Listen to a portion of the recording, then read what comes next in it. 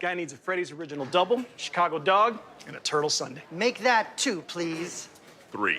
Absolutely. If it's gonna be bad, it better be good. Being bad never tasted this good. Freddy's, the experience that puts a smile on your face and the taste that brings you back. Something big is coming. Something so big, it'll change the world of chicken sandwiches. Zaxby's new signature sandwich with Zax sauce or new spicy Zax sauce. Because the chicken sandwich war ain't over yet. The new signature sandwich. All the other little sandwiches can run along. We'll take it from here. Kelly, you need to unmute yourself. For some, it's just the sound of ice hitting heavy-duty plastic. But for us, it's the signal calling us back to the light. And to Greg's house, because he just got a new grill. Connecting to Hot Jams playlist. Welcome back, Bud Light legends. It's time to take summer by the coolers. Hey you. Are you hearing this but not seeing this? You can change that. Follow along with the entire season of Fayetteville Marksmen hockey on Hockey TV. Visit hockeytv.com/subscriptions and get the SPHL TV package to watch every single Fayetteville Marksmen road game this year. That's hockeytv.com/subscriptions. Experience the thrill of being a Fayetteville Marksmen season ticket holder and all the benefits that come along with it, including your same great seat for 28 or 14 home games, exclusive season ticket member events, and an opportunity to enjoy discounts on food and beverage and merchandise at the Crown Coliseum. Skate to marksmanhockey.com/season tickets to learn more.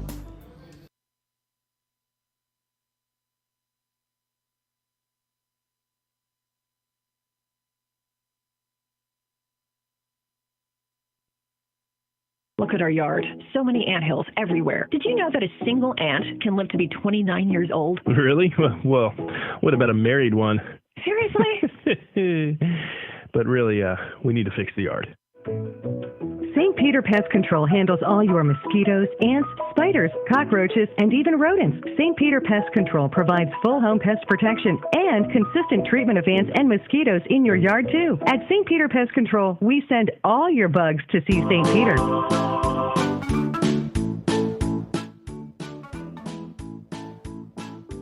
Mikey? Carolina's Dentist offers the best in oral care and technology. Hope you're brushing twice a day like we discussed. And don't forget to make that 6-month appointment, okay? We'd like to keep those pretty white teeth looking good for you. Come experience positively different dentistry at Carolina's Dentist, the official dentist of the Fayetteville Marksmen.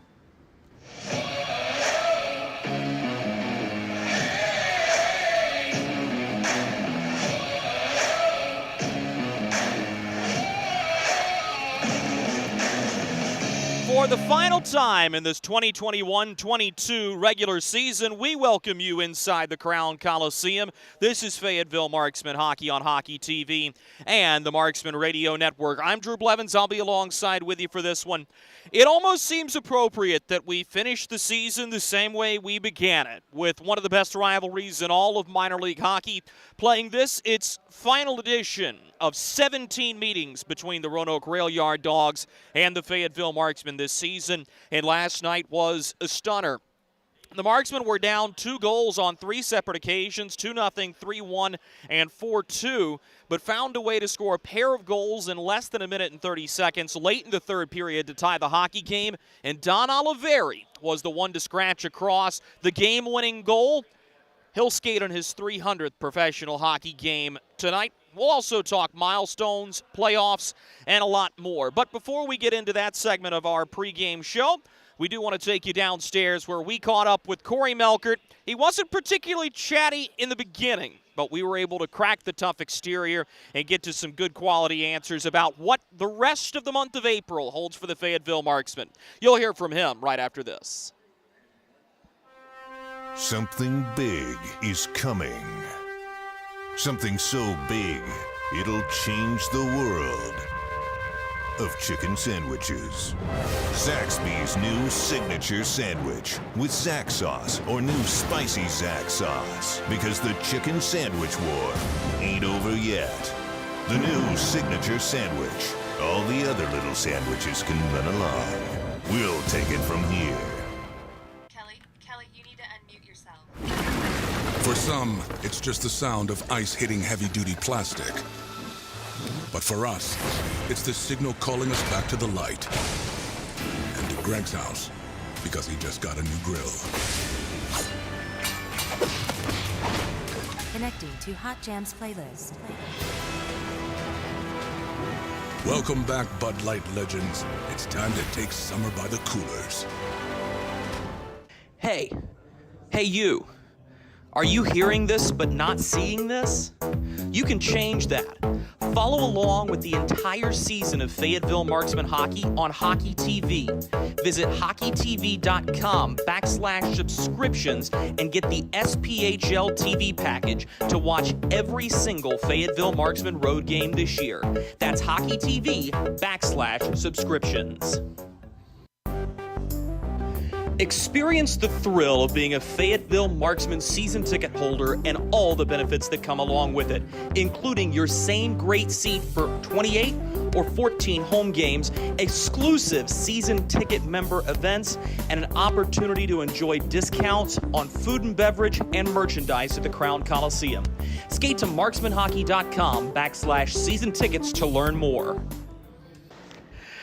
For the final time this regular season, we welcome you back to Marksman Pregame. I'm Drew Blevins alongside the head coach of the Fayetteville Marksmen, Corey Melkert. Coach, that's an emotional win last night. It took overtime. What was the biggest difference you saw from the first two periods to the third to come away with a win? Everything. Plain and simple as that. Yes. Almost feels like it wouldn't be appropriate for you not to give me a one-word answer in the final interview of the regular season. But it was Taylor Best who was leading the charge. He had 5 points last night. Mark Wilson gets a couple on the fortunate goal early in the second period. Were you impressed with the way some of your rookies were able to step up and perform in that contest? No, not really. I don't think really anyone played well. And going into tonight's contest, the final game of the regular season, an opportunity to win one more against Roanoke, and certainly something on the line, mathematically still possible for you to finish second, third, or fourth. Is that a message to the group, or is it all about just taking care of these 60 minutes and the standings fall where they may? Just take care of these 60 minutes, and wherever the chips fall, they fall. Like I said, I don't think it really matters, who we play in the playoffs as long as we take care of ourselves. Obviously we facing a little bit more adversity here with McCloy not being able to play tonight. To be honest, I think there's a certain threshold, that we're getting to with all these kind of man games lost. They're not just man games lost. They're obviously important pieces. With Shane, your first line center, now Taylor, your second line center. Hopefully it's just a couple day thing, but assuming he can't go game one in the playoffs, we're coming up to a threshold here that, it's tough. But in saying that, we've been able to face adversity all year. We've been through a lot, and obviously we've been able to win a lot of hockey games. And to be honest, I really don't think we've had a full lineup all year. I don't think we've had our full lineup in one single game all year. So we just got to battle tonight, get through tonight, and then get to Wednesday and face some adversity and lay it all out there. And you are without Taylor McCloy, but on the positive side, you do have one of your defensemen celebrating a milestone as Don Oliveri will skate in his 300th career game as a professional. What does that type of longevity mean for an individual player, and what does it mean to have him in your locker room, somebody that has so much experience? 300 professional games.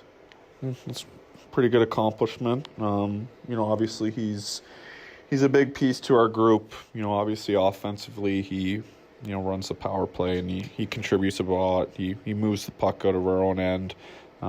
He's been around for 6 or 7 years now. So obviously I enjoy coaching him. He's a big part to our team.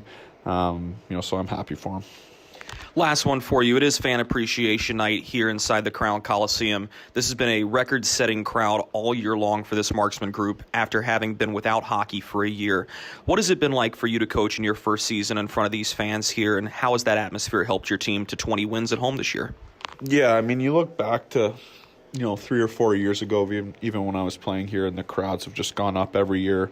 To be honest, I can't even really think of a crowd this year that hasn't been, loud and involved in the game. So obviously it's, makes our job easier when there's energy in the building. And, obviously I'm really proud to be the head coach here. So hopefully have a nice little crowd tonight, give them a win to celebrate, and then get into the playoffs.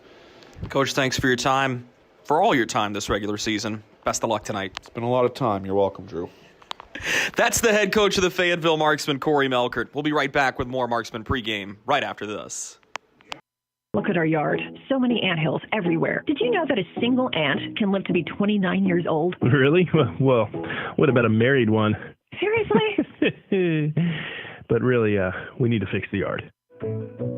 St. Peter Pest Control handles all your mosquitoes, ants, spiders, cockroaches, and even rodents. St. Peter Pest Control provides full home pest protection and consistent treatment of ants and mosquitoes in your yard, too. At St. Peter Pest Control, we send all your bugs to see St. Peter. At Carolina's Dentist and Spring Lake Oral Surgery, we believe in creating a positively different experience. We are proud to serve Eastern North Carolina, including Fayetteville, Spring Lake, and Bradford. We use the best in dental technique and technology to make Carolina's Dentist your one-stop shop for quality dental care and oral care. Book your appointment today to come experience the Carolina's Dentist difference. We welcome you back to the Crown Coliseum. Drew Blevins alongside you in the broadcast booth, and let's go ahead and dissect what's going on in the Marksman roster just a little bit more. You heard the head coach of the Fayetteville Marksmen, Corey Melkert, talk about Taylor McCloy being out. He is out of the lineup with an undisclosed concern. It looked like he was playing a handful fewer minutes in yesterday's contest, which I thought was interesting. Saw him today, seemed to be in good spirits. He's out right now for what's going to be called a precautionary reason. But the Fayetteville Marksmen once again find themselves down one of the most important positions in the entire game at the center ice spot. That means it is going to be a 9-forward, 7-defenseman look for the Marksmen tonight. Andrew Lane hops back into the lineup. Brian Moore is still away on personal leave, as his girlfriend is expecting a child quite literally any hour now. It was so cool last weekend to see Brian Moore in Pensacola, someone who could not erase the ear-to-ear grin for someone about to become a father. It was a really, really cool experience to see him beaming. But certainly now for the Marksmen, they would love to go ahead and get that baby out so that Moore will be available without concern for the playoffs. And now as you get into a potential playoff schedule, we'll see how that all shakes out. Meanwhile, for the Roanoke Rail Yard Dogs, this is a much different concern. Sean Leonard will key out of the lineup tonight. Leonard is out on what is also being called personal concerns. He has actually left the state of North Carolina to go rejoin his family in Rockaway Park, New York. From all of us here at the Fayetteville Marksmen, we send our best to the Leonard family. Two different goaltenders tonight. Jason Pawlowski will get the nod net for the Fayetteville Marksmen as he looks for win number 17 on the season. Meanwhile, Sammy Bernard, who has been a really nice addition to this Roanoke Rail Yard Dog goaltending room, he'll get the nod net tonight. He was really good on March 17th, just did not have the offensive support in front of him in a 3-1 losing effort in his only matchup against the Marksmen this season. Folks, we'll step aside for a quick commercial break. Coming back on the other side, we'll turn your attention to our keys to victory. This is Marksman Hockey. Baby, we have spiders on every corner outside our house. Okay, I'll call someone to take care of it. Baby, we have fire ants all over the yard. All righty, I'll call someone else to take care of that. Baby, these mosquitoes, you have got to go. Here we go again. One call to St. Peter Pest Control provides all these services. Total pest protection for one low monthly payment. At St. Peter Pest Control, we send all your bugs to see St. Peter. Kelly, you need to unmute yourself. For some, it's just the sound of ice hitting heavy-duty plastic. But for us, it's the signal calling us back to the light. And to Greg's house, because he just got a new grill. Connecting to Hot Jams playlist. Welcome back, Bud Light legends. It's time to take summer by the coolers. Hey you. Are you hearing this but not seeing this? You can change that. Follow along with the entire season of Fayetteville Marksmen hockey on Hockey TV. Visit hockeytv.com/subscriptions and get the SPHL TV package to watch every single Fayetteville Marksmen road game this year. That's hockeytv.com/subscriptions. Experience the thrill of being a Fayetteville Marksmen season ticket holder and all the benefits that come along with it, including your same great seat for 28 or 14 home games, exclusive season ticket member events, and an opportunity to enjoy discounts on food and beverage and merchandise at the Crown Coliseum. Skate to marksmanhockey.com/season tickets to learn more. One last time this regular season, our final regular season segment of Marksman pregame as we turn your attention to tonight's keys to victory. Let's go ahead and start things off with a home team, the Fayetteville Marksmen tonight. There's a little bit more of a storyline to talk about because the Marksmen are in a position tonight where they can still clinch as high as the 2nd seed in the league, the 3rd seed in the league, or they can stay put in 4th. Here's the skinny of it. If the Peoria Rivermen and the Huntsville Havoc win tonight, the Marksmen are going to finish in 4th. Doesn't matter if the Marksmen win or lose. However, if the Marksmen win tonight and Huntsville loses in regulation, the Marksmen will hop over the Huntsville Havoc. If the Peoria Rivermen lose in any fashion and the Marksmen win, the Marksmen will hop over Peoria. Fayetteville owns the tiebreaker against both of those teams in case it were to come down to both teams having an even amount of standings points. They have the overall wins tiebreaker over Peoria, and they have the head-to-head tiebreaker over the Huntsville Havoc. Now that that's out of the way, for the Marksmen, it's all about a good start. You've got to get back up and get to the high energy level you were at the 3rd period rather rapidly. Dan Bremner threw a fit leaving the rink yesterday, throwing sticks, breaking sticks, heading down the locker room tunnel. He was frustrated at his group for not being able to finish the job. The Marksmen understand they found the chink in the rail yard dog armor. They've got to exploit it, but they've got to get to it early, and that's going to be a critical piece to tonight's contest. The other thing for the Marksmen is they've got to get a little bit sharper on the power play. It's been a Jekyll and Hyde power play for the Marksmen. They have executed scoring 2 and 3 power play goals per game at points, and then they've gone streaks where they've gone 1 for 20 on the man advantage. That's going to have to be consistent, especially as you get into playoff hockey, because you know that is going to be a bona fide chance every single time to put the puck in the net. You've just got to find a way to convert on it. Now let's talk about the Roanoke Rail Yard Dogs. Their fate is already sealed. They'll play the Knoxville Ice Bears in the first round of the playoffs, and they are bracing for what is going to be a physical and fun series. But it's going to take a lot of effort, and tonight is an opportunity to tune things up to be prepared for that. So I think for Roanoke, you've got to treat this game like you're playing a different opponent. You want to go out, you want a hard charge, you want to hit, you want to execute, and treating this with the right mindset is going to be of utmost importance to Dan Bremner and company this evening. The other thing for the Roanoke Rail Yard Dogs, I think that they are a team that struggles to finish hockey games. And in the playoffs, with the postseason looming as soon as Tuesday, you've got to get sharper in this contest, in your finishing details. And that's Corey Melkert's word for it. It's details. You've got to do the little things right throughout the entirety of the contest.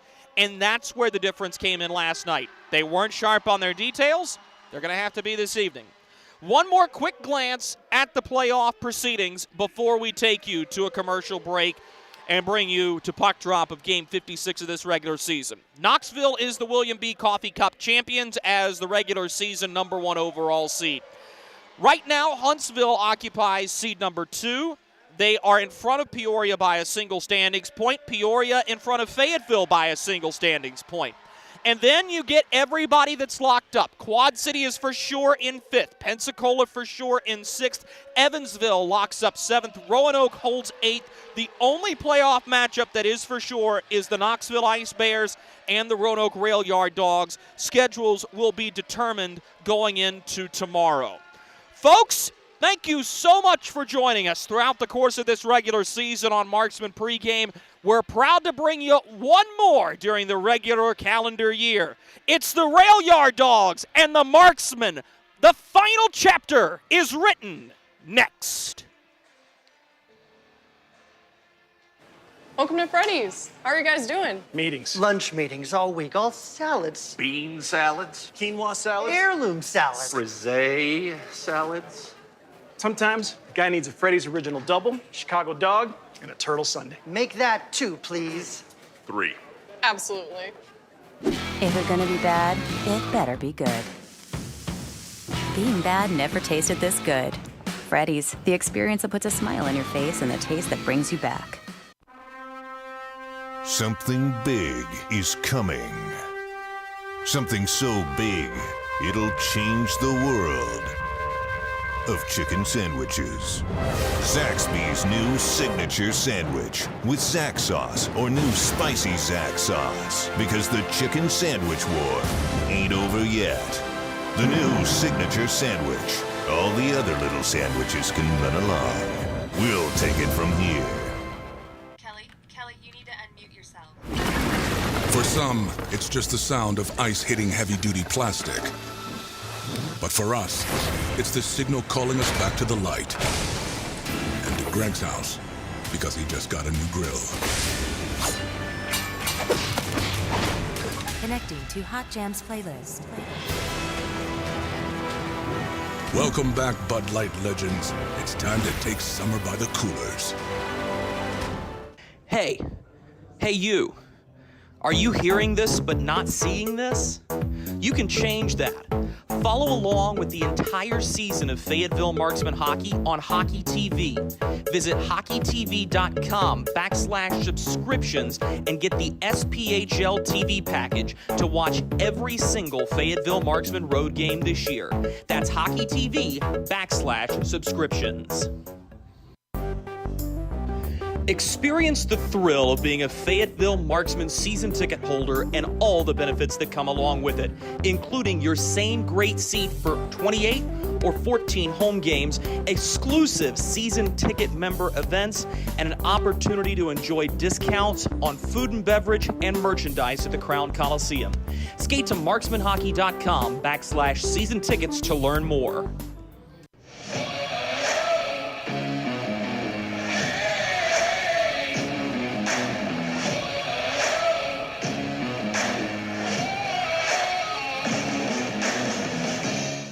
Good evening, ladies and gentlemen. A hearty hello and welcome to you inside the Crown Coliseum in Fayetteville, North Carolina. This is Fayetteville Marksmen Hockey.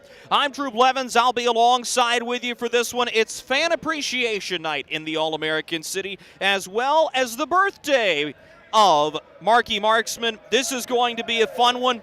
In the immortal words of Christopher Jackson in the hit musical Hamilton, one last time for the Fayetteville Marksmen and the Roanoke Rail Yard Dogs.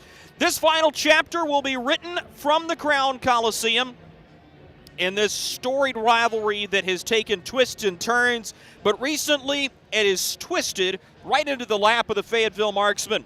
Fayetteville has taken the last 6 meetings in this rivalry, but that comes on the back of giving up 4 straight to the Rail Yard Dogs in the middle of it. The season begins and ends the exact same way for these two teams. The Marksmen would like to bookend it with opening victories and closing victories against the Roanoke Rail Yard Dogs. Roanoke will be in their road white uniforms with the blue breezers, blue numericals, white socks. The Marksmen in their home blackout jerseys. Puck is dropped. Sit back, relax, and enjoy this one from Fayetteville, North Carolina, as we're away for the final time in this regular season.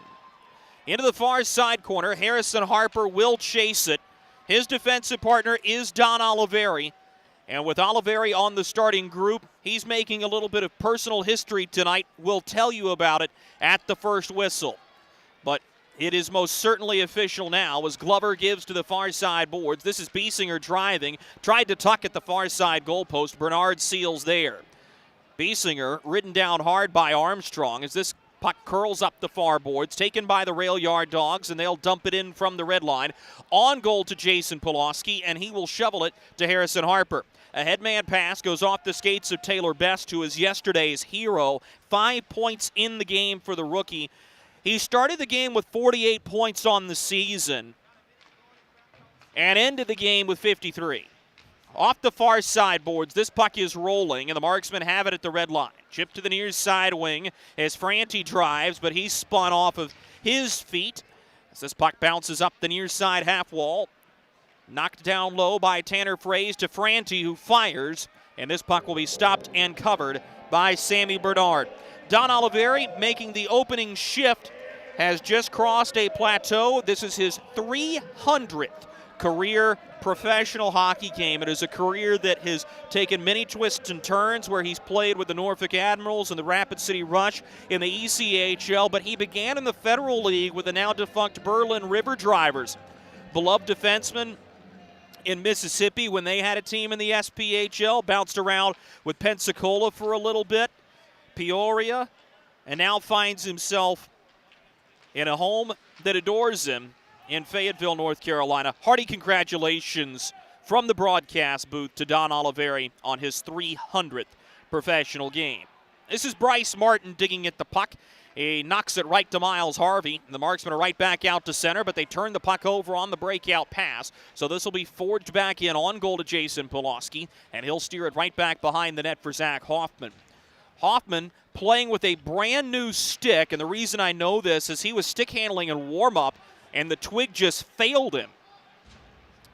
Roanoke brings it up the near side half wall as Jansen fires a shot with the puck rolling over the blade of his stick. This will be taken in the near side corner, and the Marksmen are bumped off of it as FX Girard coughs up to Mac Jansen. He centers for Broman in front. This will be intercepted, and the Marksmen are right back out to the red line, backhanded deep into the attacking zone by Matt McNair. Sammy Bernard will play it out behind the net, but it's turned over. FX Girard steers it in front. Here's a one-timer, but getting in the way of that one was Jared Froman. The Marksmen will have to reset with a hard hit over by the Roanoke bench side boards. I don't think that door had closed all the way on a line change. In the near side corner now, the Marksmen trying to track. They'll hold the line. This is Jarrett Cupp. Sweeps across to Mark Wilson, who has a long look and lays it off the inboards. Picked back up here by the Marksmen as Vroman and Valerian try to force an interception. Girard takes it, a long off-angle shot, knocked away by Sammy Bernard, and Jared Vroman has it, bouncing it off the near side boards all the way out. This one has some extra mustard, and this is going to be icing against Roanoke after they had been pinned in their own zone, defending for quite some time.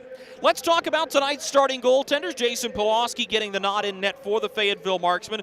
Pulaski has 16 wins on the season, a 2.11 goals against average and a 9.25 save percentage. The Marksmen are the only team that has two goaltenders in the SPHL's top 5 for save percentage as well as goals against average. Sammy Bernard has not been shabby either. 7 wins on the season for Bernard, with a 2.40 goals against average and a 9.41 save percentage. He has a pair of shutouts on the season, same as Pulaski, but both of his shutouts came with different teams, one with Quad City and one with Knoxville.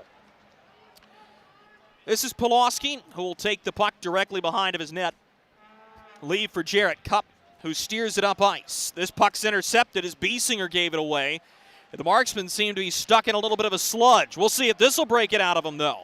Glover gives to Biesinger, who drops for Best at the near face-off circle. He's bumped off the puck from behind, and the 3-on-2 slips out through the fingers of the Marksman as Chris Vela brings it up ice. Sends to the far side wing for Hepner. An off-angle wrist shot is caught and swallowed by Pulaski, with Harrison Harper getting locked up in front. And now Hepner took a swing.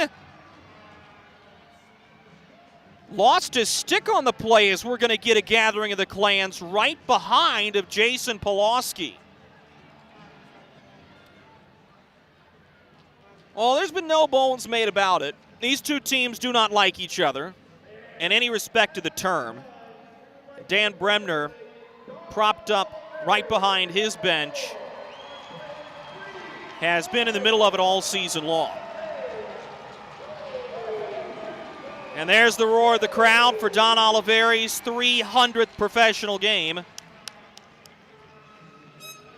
A round of applause for a beloved defenseman,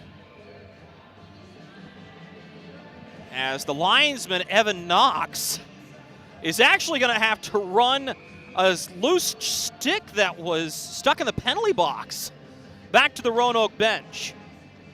It's provided a nice delay and a nice round of applause for Oliveri. So this puck is headman Best taken down on the play as he and Armstrong got their legs tied up with each other. Bernard will calmly play to Matt O'Day up the far boards. He's got a man there. Here's a chance for Ford driving in. He's bumped off the puck on a great play made by the last man back for the Marksmen. I believe that's Zach Hoffman. Taylor Best will skate the puck ahead. Excuse me, rather. It was not Hoffman. It was Mark Wilson who made the defensive play. What a weekend Wilson's having in his own right. First pro goal yesterday and added an assist to boot. This is Miles Harvey, the former Providence Friar, who squares to fire up off of the stick and out of play. 15:31 to go in this first period, still scoreless. This game doesn't seem to have the zip of yesterday's contest, and you always worry about those when you play highly emotional games. But here on Fan Appreciation Night, it's a good crowd in Fayetteville, North Carolina, as that lower bowl is well over 60% full. And we'll see just how the Marksmen can get those emotions back up. This is Jake Hickey kicking the puck to his stick as he gave it up to the point, intercepted by Stubbs. He got it out to the red line, but the Marksmen take it away and dump it in. That'll force Bryce Martin to reset. To the far side boards, Roanoke tries to send it across for Garrett Sargis. Martin has to come in to lay it off the near side boards. He was looking for Stubbs. Hickey intercepts, and the Marksmen have it at the red line. Dumped in down the far sideboards as Fayetteville will send one to Chase. Bernard out of his net in the trapezoid, clears it to the near boards. This line's held by Harvey. His wrist shot caught by Sammy Bernard, no rebound. And that'll take us to our first timeout of the hockey game. 14:58 to go in the first period here from Fayetteville. We're scoreless from the Crown. Welcome to Freddy's. How are you guys doing? Meetings. Lunch meetings all week, all salads. Bean salads. Quinoa salads. Heirloom salads. Frisee salads. Sometimes a guy needs a Freddy's Original Double, Chicago Dog, and a Turtle Sundae. Make that 2, please. 3. Absolutely. If we're gonna be bad, it better be good. Being bad never tasted this good. Freddy's, the experience that puts a smile on your face and the taste that brings you back.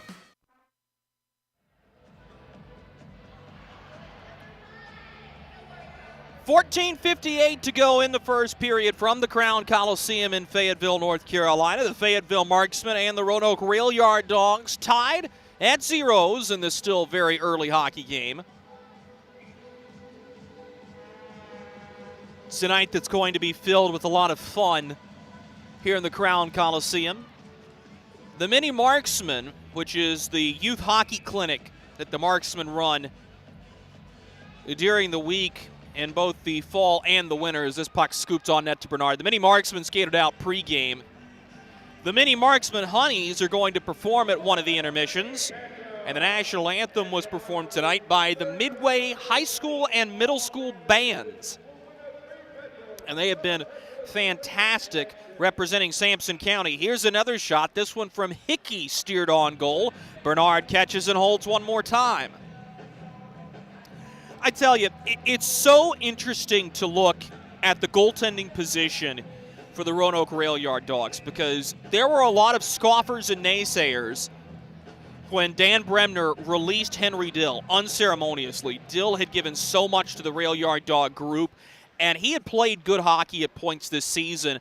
And with Austin Rodebush having the ECHL experience, having a little more size as this one's blistered over the crossbar, it was tough for Dan Bremner to make that decision, but finding Sammy Bernard has been a giant help to support Austin Rodebush. And Bernard was very good on March 17th, but the Marksmen found a way during the school day game, as this one zipped up ice down the near boards off of Jansen, as Broman will go to Chase right back behind Jason Pulaski. Keep in mind the rail yard Dawgs scored the first 2 in yesterday's contest. This one hits off the goalpost on what looked to be an innocent play from the point as Martin hits the heavy metal.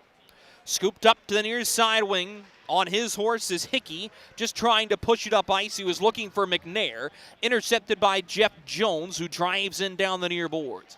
He's dispossessed by Cup, who will use Andrew Lane as an outlet. And here come the Marksmen. Quick shot by Hickey, snared by Bernard.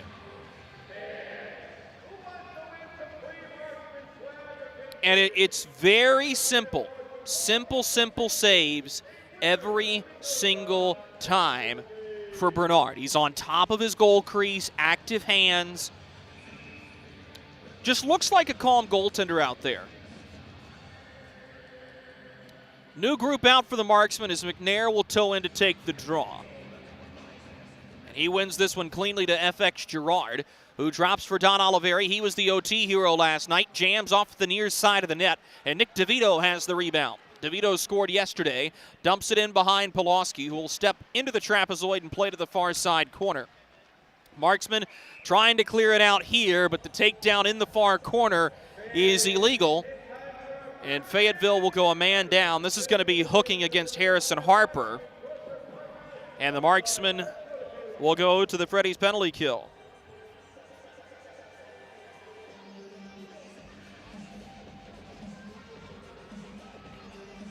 Hooking the call against Harrison Harper. This penalty will come 6:34 into the first period.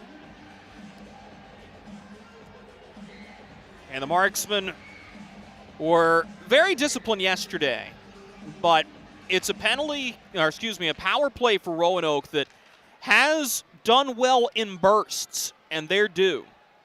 Bernard plays it off the in walls. The Marksmen clear off the opening draw. This is Matt O'Day in the far side corner. He's pressured and loses the puck in the far corner, and it'll take 3 rail yard Dawgs just to get it away. Brought up ice by Mac Jansen, who has it down the near side wing into the near corner. Jansen will wrap around the net looking to set things up as I believe that was Hoffman took a spill right into the Marksman net. He's back up. The net stays on its moorings. O'Day to the far face-off circle. Hepner fires. This one's off a body on the way through and into the protective netting, out of play. Jason Pulaski, very focused, and fortunately for him, it's a 6 p.m. start for the Fayetteville Marksmen tonight. His alma mater, Minnesota State, up in Mankato, Minnesota, is going to play for an NCAA Division I hockey championship this evening against Denver University with their upset win over the University of Michigan the day before yesterday. That's a big win for the Pioneers, and the Pioneers and the Mavericks will match up from the TD Garden in Boston with the national championship on the line. Travis Broman will take the puck for the rail yard Dawgs as he zips it up to the point. This is Mac Jansen playing pitch and catch to the quarterback of the power play. That's O'Day. Sweeps across for Ford, who fires. Another shot blocked, and this one is out of play again. Drake Glover out on the kill, showing the official exactly where that puck went out.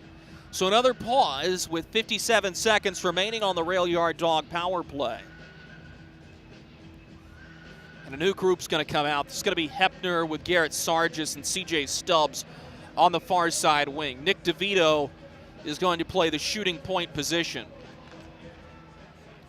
But the Marksmen win the face-off, and there will be no chance for the rail yard Dawgs off the draws. They clear off the near side glass and all the way down.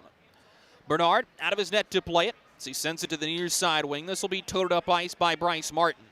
Martin, the big body defenseman, sweeps all the way around for Hepner. A one-touch pass to C.J. Stubbs. Gave to DeVito at the point. He'll give into the far side corner. Marksman will fight for the puck there and win it as McNair sends it off the near side boards all the way down with just 27 seconds remaining on the power play for Roanoke. A good kill is going to be critical here, I believe, for the Marksmen. And we'll see if they're going to be able to overcome taking an early penalty here. 2-by-2, they battle in the far side corner. Everybody digging for possession as it is pinned right along the far side kick plate. Harper bent over his stick, This puck jostles free to the rail yard dogs. They give to the trailer. That's Martin, who throws a knuckleball toward the net. It's a perfect pass for C.J. Stubbs, who will keep possession in the near corner. Now to Martin, who hammers from the near point. Caught and held on to by Jason Pulaski. 11:15 to go in the first period. Marksmen go 1 for 1 on the penalty kill. That means free custard for everybody in the building, courtesy of Freddy's. You can visit them at their location on Ramsey Street, right across from Methodist University. But another night for free custard here at the Crown Coliseum, and I believe that is 26 of the 28 home games where the Marksmen have given away some ice cream. There's a hard hit from behind. This is going to be a penalty on McNair as he took down Broman. Bernard saunters over to the bench as the rail yard dogs have it down the near side boards. This is Jansen driving, ran out of real estate as Harvey will touch the puck, and the Marksmen will go right back to the Freddy's penalty kill. That's going to be a bitter pill to swallow for McNair as well, as it was an innocent enough play, but by letter of the law, that's a two-hand shove to the back, and as he dropped Broman, that'll send him to the box. The penalty comes 9:05 into the first period.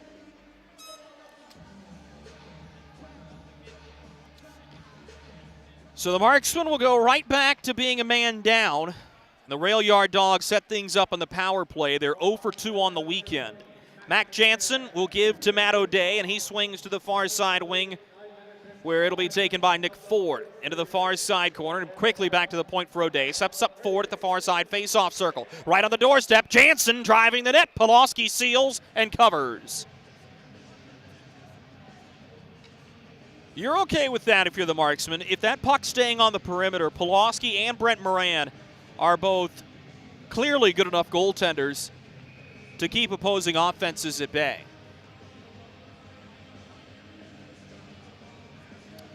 Broman will stand right in front of Pulaski off the draw. He's the inside wing for Jeff Jones to take the face-off, and he'll steer it back for Matt O'Day. Quickly to Nick Ford at the far side blue line. Finds Mac Jansen top of the near face-off circle. To O'Day, across for Ford at the far circle. He holds, he fires, misses wide. Pulaski may have gotten a stick to it. In the near corner, Matt O'Day pinching. Plays behind the net for Broman. Right back for O'Day, who runs out of space. Backhands off the near side boards to Mac Jansen.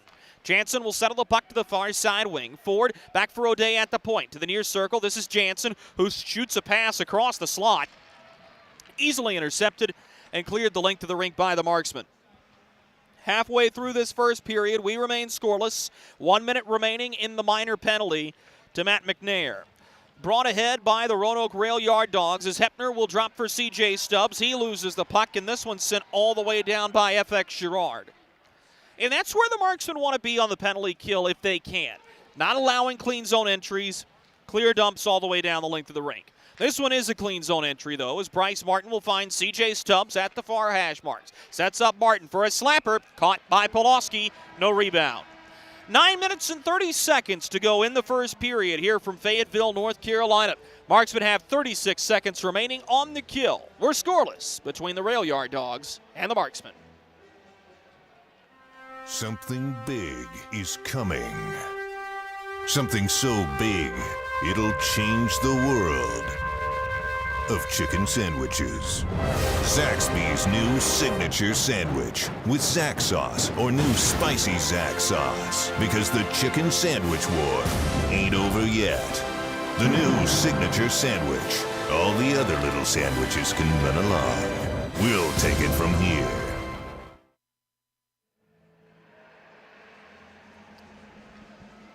The Fayetteville Marksmen will not end their home portion of the season tonight. No, they will play at least one more game at home. So the Marksmen will host a playoff game on Friday, April 15th. Opponent is determinant on how things shake out in the standings tonight. You can get your first-round playoff tickets by logging on to marksmanhockey.com and clicking the Tickets tab. 36 seconds remain on the Marksmen penalty kill. As the Rail Yard Dogs look to avoid going 0 for 2 to start the game on the man advantage. Martin swings across to the far side face-off circle. Here's Jansen with a low wrist shot, blocked away as Martin resets at the point. To C.J. Stubbs, far circle, back to the point for Bryce Martin. He sends it right into the middle. Hung on to by Brady Hepner for an extra second. Now finds Stubbs. He looks for a shooting lane. Walks to the middle. He fires. Knocked away with the blocker side, the glove side, of Pulaski. But the rail yard Dogs hold the line. Into the middle's Hepner. His low wrister turned away by Pulaski with his stick. Roanoke resets on the rebound. We go back to five-a-side hockey. Here's Martin, a low wrister, tipped on goal, and Pulaski got it with the leg pads. Cleared out by the marksman to the red line. Matt McNair out of the penalty box, charges ahead to Tommy Biesinger. Biesinger tried to tuck it off the outside of the net as he was there at the near side boards. This is a punishing blow from behind by Vroman. He's going to take a seat for this one. That'll be a boarding call on Jared Vroman. And the marksman will go to the St. Peter Pest Control power play for the first time in this hockey game. Fayetteville was 0 for 4 yesterday and looking to shore things up. Told you in Marksman pregame that was going to be a key to certainly watch out for in this contest, was could the Marksmen find a way to get sharper on the power play. Their first venture on it is underway as Oliveri in his 300th pro game sends to the far side wing for Biesinger. Curled back for Oliveri. Scored the OT winner last night. Biesinger to the slot. Here's a low wrister with a big rebound. The Marksman fan on it. Oliveri resets, middle blue line.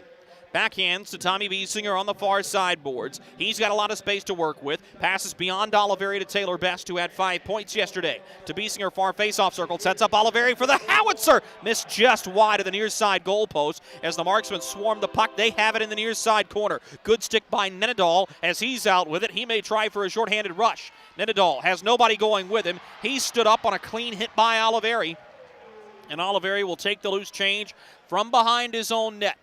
50 seconds gone by in the Marksman power play. They're into the zone cleanly. Best backhands to the near side wing. He was looking for Fraze. Bernard leaps out to grab this puck, and he'll cover. New unit coming on for the Marksmen on the power play.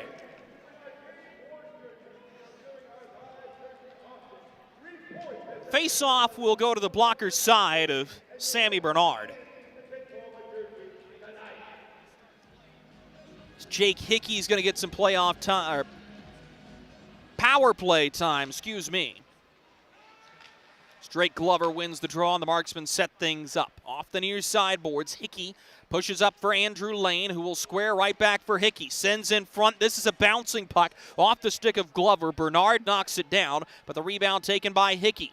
To the point for Andrew Lane. Passes through the legs of Jake Hickey, who will quarterback this one. To Lane, his one-timer just wide of the far post. He shot it against the grain.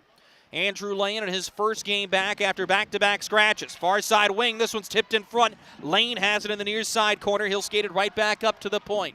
25 seconds to go on the Marksman power play. Here's a low wrist shot, blocked on the way through. Roanoke trying to get it out. Lane holds the line. To the far defenseman. Lane calling for it again. He'll quarterback. Had Reimers on the far side. Instead, sends it to Hickey on the near side wing. Passes up to the point. As McNair looks at Hickey, fires an off-balance wrist shot that's blocked on the way through. McNair finding the rebound here, sends it into the near side corner. Hickey shoots it off the outside of the net as we return to 5-on-5 hockey. Travis Broman looking all the way up ice to the near wing. It's Garrett Sargis who carries it ahead of the attacking blue line. Sargis edged out. Will circle back to the blue line and then drive right back in. A backhander is kicked away by Jason Pulaski as Sargis will regroup here. His wrist shot fought off by Pulaski. The rebound scooped through the goal crease and wide into the far side corner. Roanoke onto it. A backdoor pass. Hops over everybody's stick, but Bryce Martin will pinch to hold the line. Behind the net, Jeff Jones hanging on to the puck for the rail yard Dogs. Circles all the way up to the point and slides to Bryce Martin. Martin lays it into the near corner. Over the stick of Nenadal. So the rail yard Dogs will drive right back in front. Martin's one-timer blocked. Now a chance for the Marksmen. A takedown in the back play will keep going. It's Biesinger who drives in front. He's taken down. No call as he spun it off the outside of the cage. What a chance. This one turned right back in front, but over top the net by FX Girard. Taylor Best scoops up the loose change. He sends it in front for a quick wrist shot on goal by Hoffman. Punched out with a blocker by Sammy Bernard. In the far side corner, Roanoke just trying to survive this onslaught by the Marksmen, and it looks like they will as Travis Armstrong will hang on to the puck behind Sammy Bernard. 5:15 to go in the first period. Both teams have 9 shots on goal in this hockey game. Armstrong steps off the near side goalpost, fires to Chris Vela, who's ahead of the attacking blue line. His wrist shot punched away by Pulaski to the far side corner, as the Marksmen will try to break it out from there. Spun to the near side wing. Toted up ice by Jake Hickey, who will drive with it and drop to the trailer. It's Jarrett Cupp. His low wrist shot off a stick on the way through and wide off the far side goalpost. Picked up again by the Marksmen. They'll set it up in the slot. Here's a chance that goes just wide off the stick of Tanner Fraze, who was in front. Now to the point again. A quick shot by Andrew Lane, knocked away by C.J. Valerian. The Marksmen swarm the puck in the far side corner. Up to the point, Jarrett Cupp hopping to the far side hash marks. He's hauled down from behind. Once again, no penalties. Owen Doan's going to let these two teams really play it out. To the point. Here's a howitzer by Wilson. Blocked by Valerian. Wilson gets it again. His wrist shot kicked away by Bernard. The rebound behind the net. Peyton Franti will have the puck. Pushes to the near side defenseman, who's Wilson. Sets it up on the far side wing. Oliveri's shot blocked, and Roanoke's back out to center. Wilson, back checking, hops in front of Brady Hepner, and he's going to take the puck. Wilson doing yeoman's work just to get this ahead to Tommy Biesinger, who will work on C.J. Stubbs. Dumped in by the Marksman, but right into the body of Stubbs, who will headman to Jeff Jones, and he'll dump it in. Stubbs in the near side corner, wheels around Jason Pulaski. He's bumped twice in the far side corner, feeds it all the way up to the far point. That'll set up Bryce Martin for a low wrist shot, turned out by Pulaski. The rebound at the far side face-off circle, sent to Jared Vroman as he'll play it off the far side boards. Now to Martin at the near point. Vroman quarterbacking the play, sends it to the far side hash marks as the rail yard Dawgs cycle here.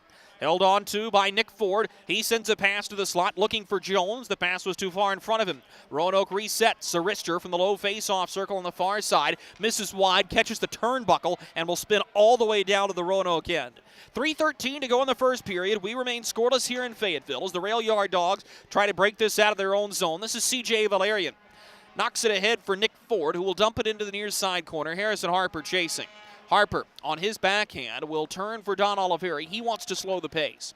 Oliveri lofts it all the way ahead. He was looking for the home run pass to Best. It's intercepted by Valerian, who bounces it off the stick of Mac Jansen, but it's intercepted as Oliveri drives ahead of the attacking blue line. To the far side corner, he loses the puck to Travis Armstrong, who will send it to the near side boards for Jansen. Mac Jansen driving right down the near wing, curls in front looking for Broman, who plays it to the far side corner. Armstrong spins it from an off angle and scores. Travis Armstrong with a weird one from the far side corner. I'm not sure if it hit a defenseman or it hit the skate of Jason Pulaski, but Travis Armstrong is going to have his 7th goal of the season, and the rail yard Dawgs score first in this one.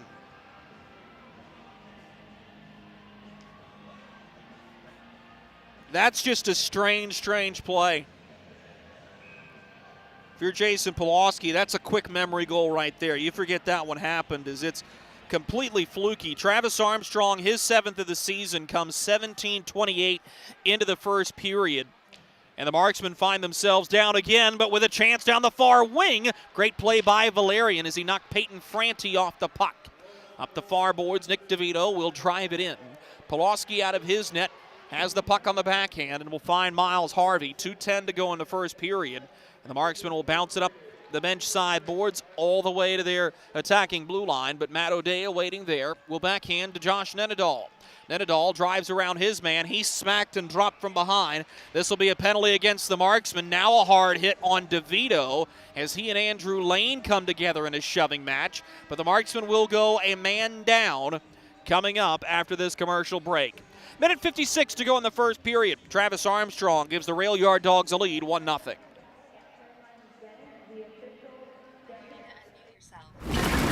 For some, it's just the sound of ice hitting heavy-duty plastic.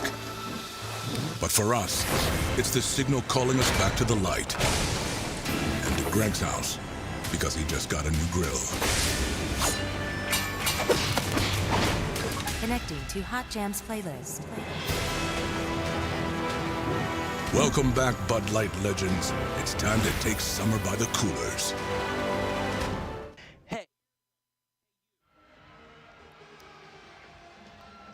Minute 56 seconds to go in the first period here from Fayetteville, North Carolina. Drew Blevins alongside you.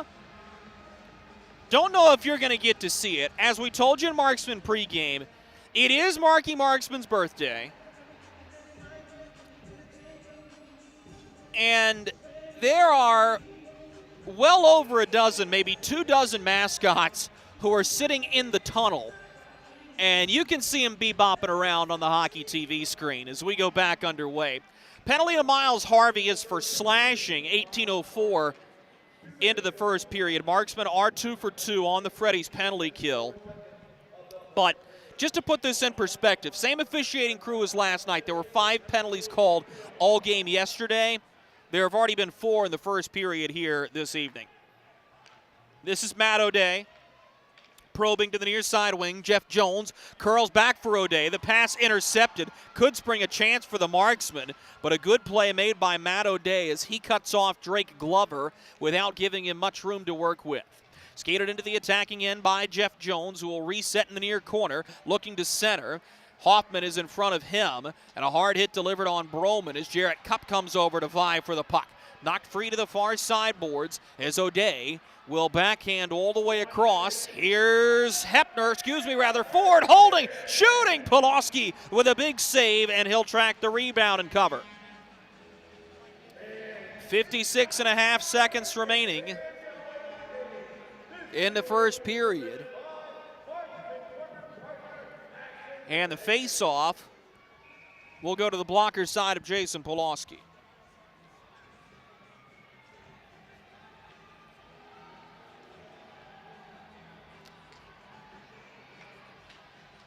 We'll see how the Marksmen fare in these final 56 seconds. These certainly feel like momentum-changing seconds if Roanoke's able to score, but the Marksmen with a clear down the length of the rink.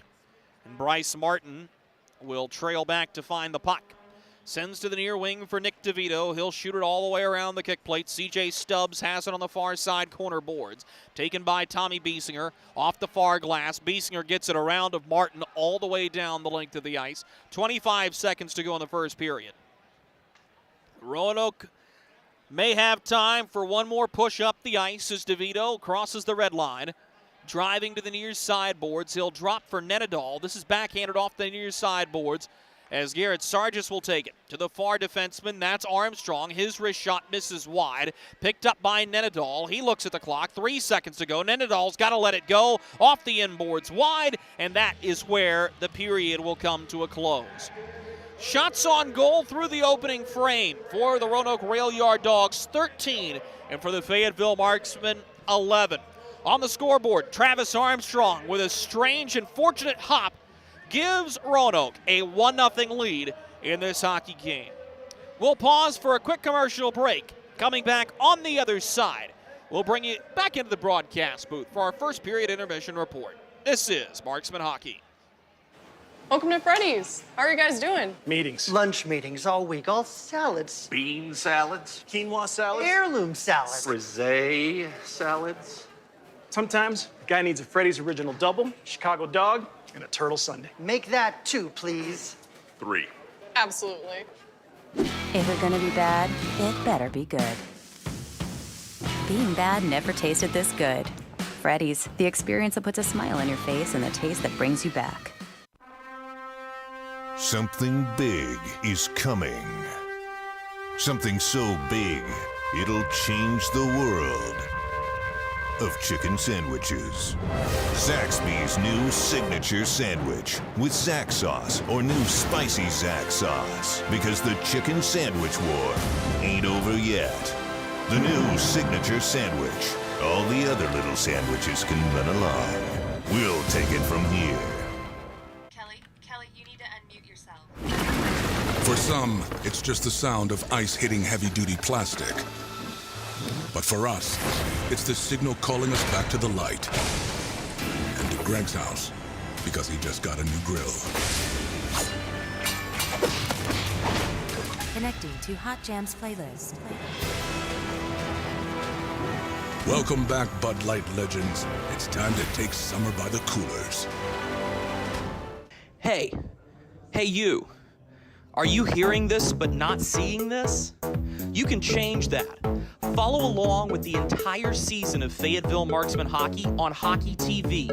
Visit hockeytv.com/subscriptions and get the SPHL TV package to watch every single Fayetteville Marksmen road game this year. That's hockeytv.com/subscriptions.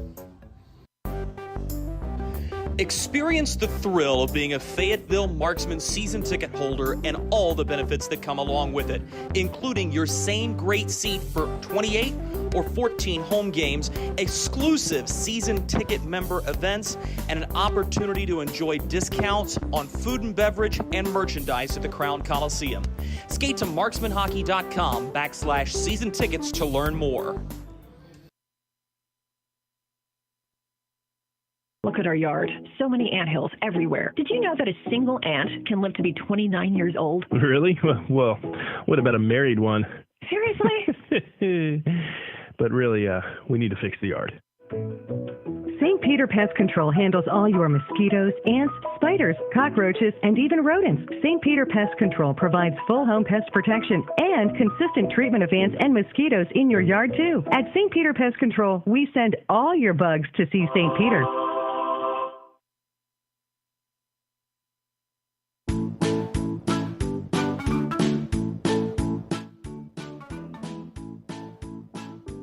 Mikey? Carolina's Dentist offers the best in oral care and technology. Hope you're brushing twice a day like we discussed. And don't forget to make that 6-month appointment, okay? We'd like to keep those pretty white teeth looking good for you. Come experience positively different dentistry at Carolina's Dentist, the official dentist of the Fayetteville Marksmen. We welcome you back inside the Crown Coliseum, up in the broadcast booth. Drew Blevins alongside you. Fayetteville Marksmen trailing the Roanoke Rail Yard Dawgs. Oddly enough, the Marksmen did not have the lead at the end of any single period last night, trailing at the end of the first, trailing at the end of the second, tied at the end of the third. They scored last. It was the only time that they had the lead in the hockey game, but it was enough. And all that to say, there's really no reason for panic in tonight's contest, but I think it's going to be one of those things that the Marksmen are going to have to find a way to get a little bit sharper. Both teams look to be a little slow. Both teams look to be a little timid, if you will, and I think that's going to be interesting to see how it plays out as the Rail Yard Dawgs have all of 4 seconds left to go on the man advantage entering the second period, but a game that feels very different from yesterday's contest, and as it always seems to be, whenever you play an emotional game, you're either going to get one that's doubly as good, but more often than not, it's the opposite. It's one where it's difficult to get the emotions up and difficult to ramp back up to that energy level, and I think we saw that in the first period. Lone goal comes from Travis Armstrong, his 7th of the season. It's the first time in his career that Armstrong has 40 points. Mac Jansen with the assist. He has just tied the single-season Rail Yard Dog franchise record for points, as it seems to be record season as it always is at the end of these campaigns. Meanwhile, for the Fayetteville Marksmen, though, you're going to have to find a way to get into more dangerous areas. Sammy Bernard was very good in the first period once again, but I didn't think he was tested to the degree that Jason Pulaski was on a couple of chances. And the whole thing about the goal that goes in is it's just an awkward bounce. I still think it hit off the inside of Jason Pulaski's skate and squirts through the 5-hole to get in. But you're going to be okay with that if you're the Marksman, if you hemorrhage the bleeding. If you're able to kill off this penalty, get back to 5-a-side hockey, and dictate the pace of play. And with the first period that played out the way it did, it's a game that's still very much there for the taking. But it is about the team that's going to find a way to control the pace of play and get to their style of hockey and force their opponent to play in that general way. And I'll be interested to see who it is. There's a camp that would say the Marksmen are the better hockey team. They're going to get to their game quicker. There's another camp that is all to say that the Rail Yard Dawgs are essentially playing with house money in a game that has no bearing on the outcome of their season, especially considering that it's already determined who they're going to play in the playoffs, and they know where they're going to end up first. So that can take a lot of pressure off of a team. And for the Marksmen, a lot still to be determined for their season. But a first period that is hotly contested, tightly played, and now we'll see how the rest of this contest shakes out. Let's step aside for these messages from our partners. Coming back on the other side, we'll give you one more glance at the SPHL standings and guide you into the playoff picture that will be determined by the end of the night. This is Marksman Hockey. Look at our yard. So many anthills everywhere. Did you know that a single ant can live to be 29 years old? Really? Well, what about a married one? Seriously? But really, we need to fix the yard. St. Peter Pest Control handles all your mosquitoes, ants, spiders, cockroaches, and even rodents. St. Peter Pest Control provides full home pest protection and consistent treatment of ants and mosquitoes in your yard, too. At St. Peter Pest Control, we send all your bugs to see St. Peter. At Carolina's Dentists and Spring Lake Oral Surgery, we believe in creating a positively different experience. We are proud to serve Eastern North Carolina, including Fayetteville, Spring Lake, and Rayford. We use the best in dental technique and technology to make Carolina's Dentist your one-stop shop for quality dental care and oral care. Book your appointment today to come experience the Carolina's Dentist difference. Welcome to Freddy's. How are you guys doing? Meetings. Lunch meetings all week, all salads. Bean salads. Quinoa salads. Heirloom salads. Frisee salads. Sometimes a guy needs a Freddy's Original Double, Chicago Dog, and a Turtle Sundae. Make that 2, please. 3. Absolutely. If it's gonna be bad, it better be good. Being bad never tasted this good. Freddy's, the experience that puts a smile on your face and the taste that brings you back. Something big is coming. Something so big, it'll change the world of chicken sandwiches. Zaxby's new signature sandwich with Zax sauce or new spicy Zax sauce. Because the chicken sandwich war ain't over yet. The new signature sandwich. All the other little sandwiches can run along. We'll take it from here. Kelly, you need to unmute yourself. For some, it's just the sound of ice hitting heavy-duty plastic. But for us, it's the signal calling us back to the light. And to Greg's house, because he just got a new grill. Connecting to Hot Jams playlist. Welcome back, Bud Light legends. It's time to take summer by the coolers. Hey you. Are you hearing this but not seeing this? You can change that. Follow along with the entire season of Fayetteville Marksmen hockey on Hockey TV. Visit hockeytv.com/subscriptions and get the SPHL TV package to watch every single Fayetteville Marksmen road game this year. That's hockeytv.com/subscriptions. Experience the thrill of being a Fayetteville Marksmen season ticket holder and all the benefits that come along with it, including your same great seat for 28 or 14 home games, exclusive season ticket member events, and an opportunity to enjoy discounts on food and beverage and merchandise at the Crown Coliseum. Skate to marksmanhockey.com/season tickets to learn more.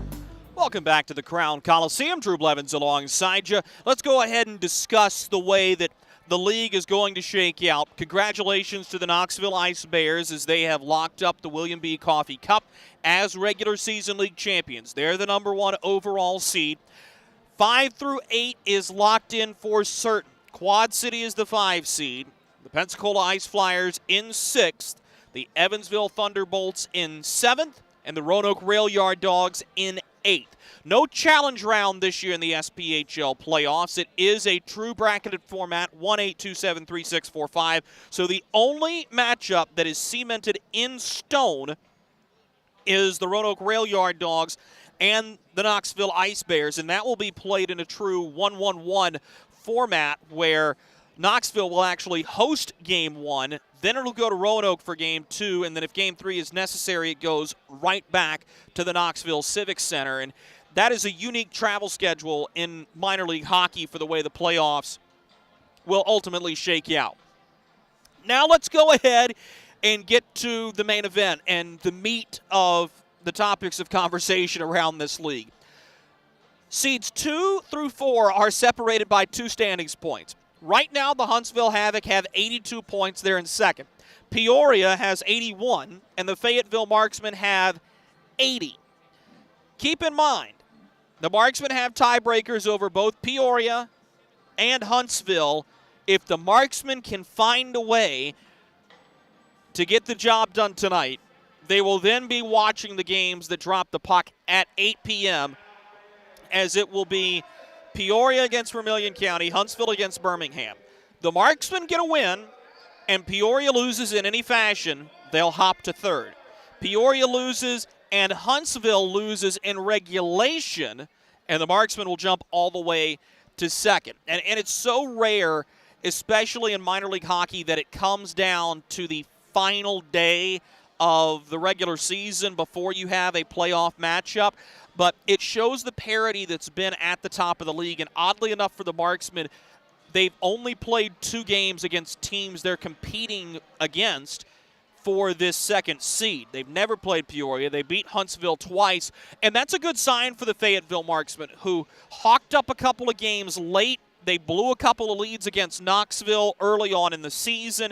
They coughed one up to Macon. They coughed up a point to Roanoke 2 days before Christmas. They coughed up a point to the Birmingham Bulls on Carolina Reapers Night back on March 19th. And Corey Melkert is quietly confident with his group. But again, a lot of that is determinant on whether or not you can get Taylor McCloy back in the lineup and healthy for the first round of the playoffs. And it was good to see him up and walking today, but certainly something is not quite right with McCloy, as he'll look to heal up as quickly as he can. Playoff schedule for the Marksmen is set. It will not change. They will play on the road Wednesday, whether they will be playing the Quad City Storm in Moline, Illinois, or whether they will have to go to Birmingham for a neutral site game in Game 1 of the playoffs against the Pensacola Ice Flyers, or maybe even having to go to the Ford Center in Evansville remains to be seen. But, man, this has been a fun journey all year long, and it will come to an exciting conclusion tonight. Stay tuned to Marksman social media for a final playoff opponent. Date and time will be set then. Folks, we'll take you around the league. One other game in action right now with the meat of the work starting at 8 p.m. We'll be right back after this. Welcome to Freddy's. How are you guys doing? Meetings. Lunch meetings all week, all salads. Bean salads. Quinoa salads. Heirloom salads. Frisee salads. Sometimes a guy needs a Freddy's Original Double, Chicago Dog, and a Turtle Sundae. Make that 2, please. 3. Absolutely. If it's gonna be bad, it better be good. Being bad never tasted this good. Freddy's, the experience that puts a smile on your face and the taste that brings you back. Something big is coming. Something so big, it'll change the world of chicken sandwiches. Zaxby's new signature sandwich with Zax sauce or new spicy Zax sauce, because the chicken sandwich war ain't over yet. The new signature sandwich. All the other little sandwiches can run along. We'll take it from here. Kelly, you need to unmute yourself. For some, it's just the sound of ice hitting heavy-duty plastic. But for us, it's the signal calling us back to the light. And to Greg's house, because he just got a new grill. Connecting to Hot Jams playlist. Welcome back, Bud Light legends. It's time to take summer by the coolers. Hey you. Are you hearing this but not seeing this? You can change that.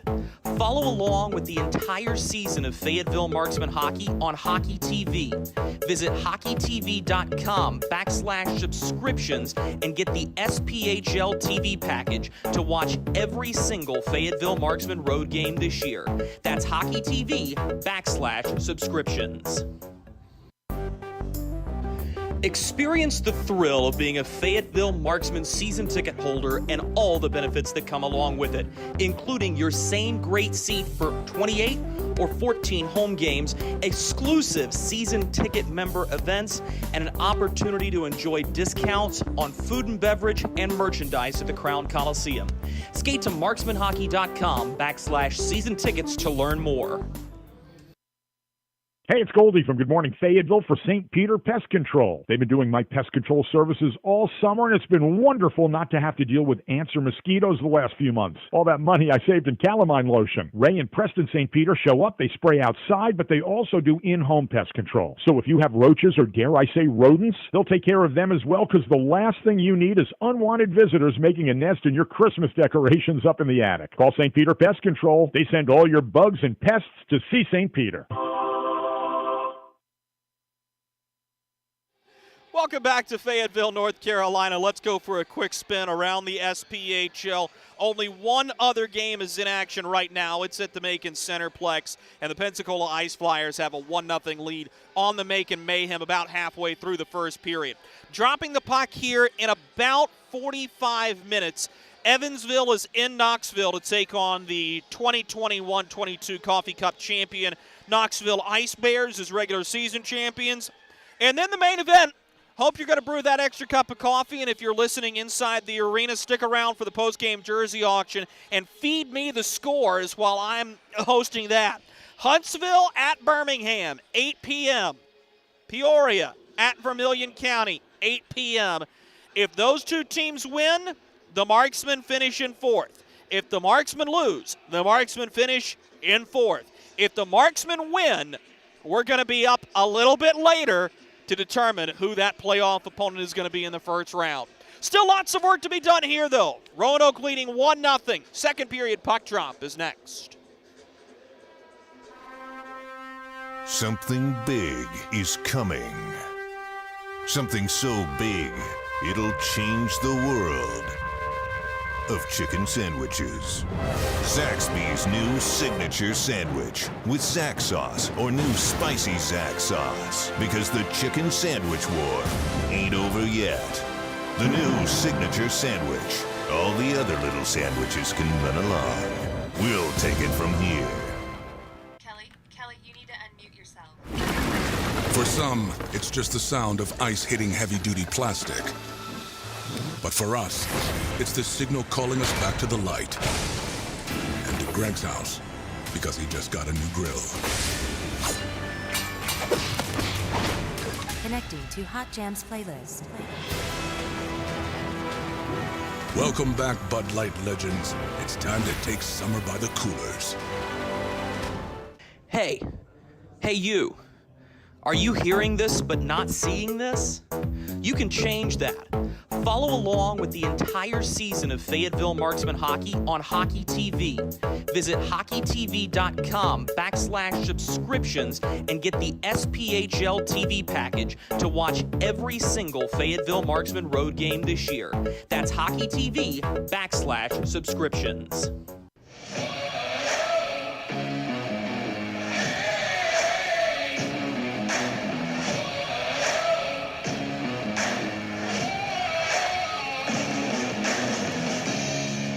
Welcome back to Fayetteville, North Carolina. Drew Blevins alongside you. The Fayetteville Marksmen trail the Roanoke Rail Yard Dogs 1-0 on the 7th goal of the season by the Roanoke Rail Yard Dog captain Travis Armstrong.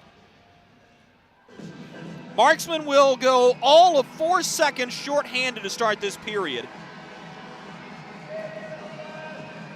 as Miles Harvey has a seat in the penalty box. The door will close, but he's going to stand right next to it to start this period. Puck is dropped, and Miles Harvey is out with a delayed penalty coming up against Roanoke to start this period. It's going to go against C.J. Valerian. I'd imagine this is going to be for slashing, and it is. So 11 seconds into this second period, and the Marksmen will go to the St. Peter Pest Control power play for the second time in this hockey game.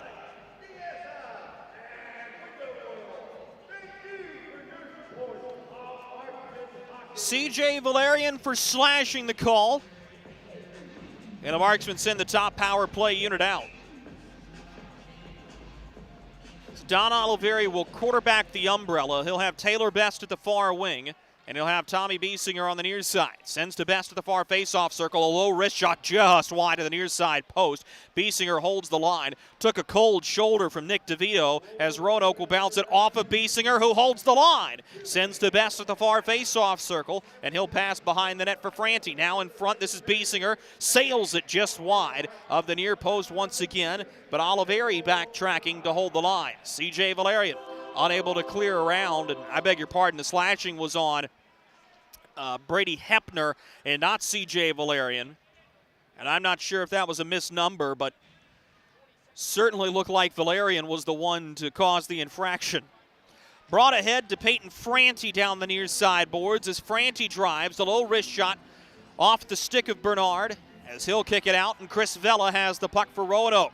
Vela may have a lane. He fires. Pulaski knocks it into the protective meshing with the blocker, and then Vela with a hard hit on Oliveri at the end of it. We'll see if anything comes of this. It may go against Chris Vela.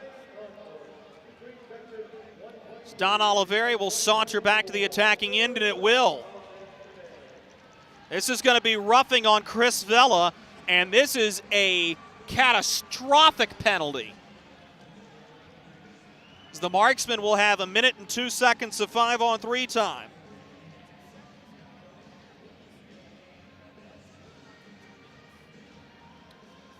Roughing the call, and it was for that hit on the inboards right at the tail end of the play.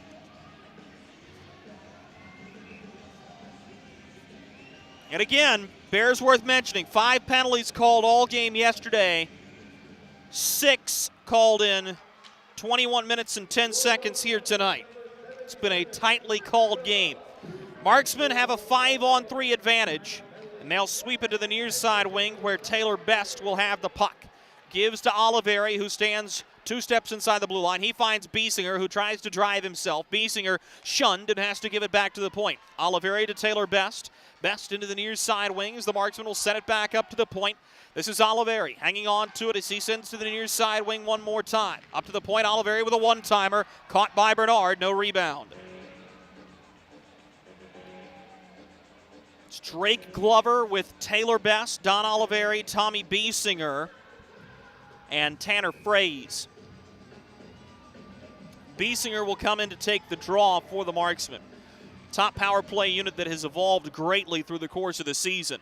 Best this time finds Oliveri. So those two walk along the blue line. 20 seconds to go in the 5-on-3.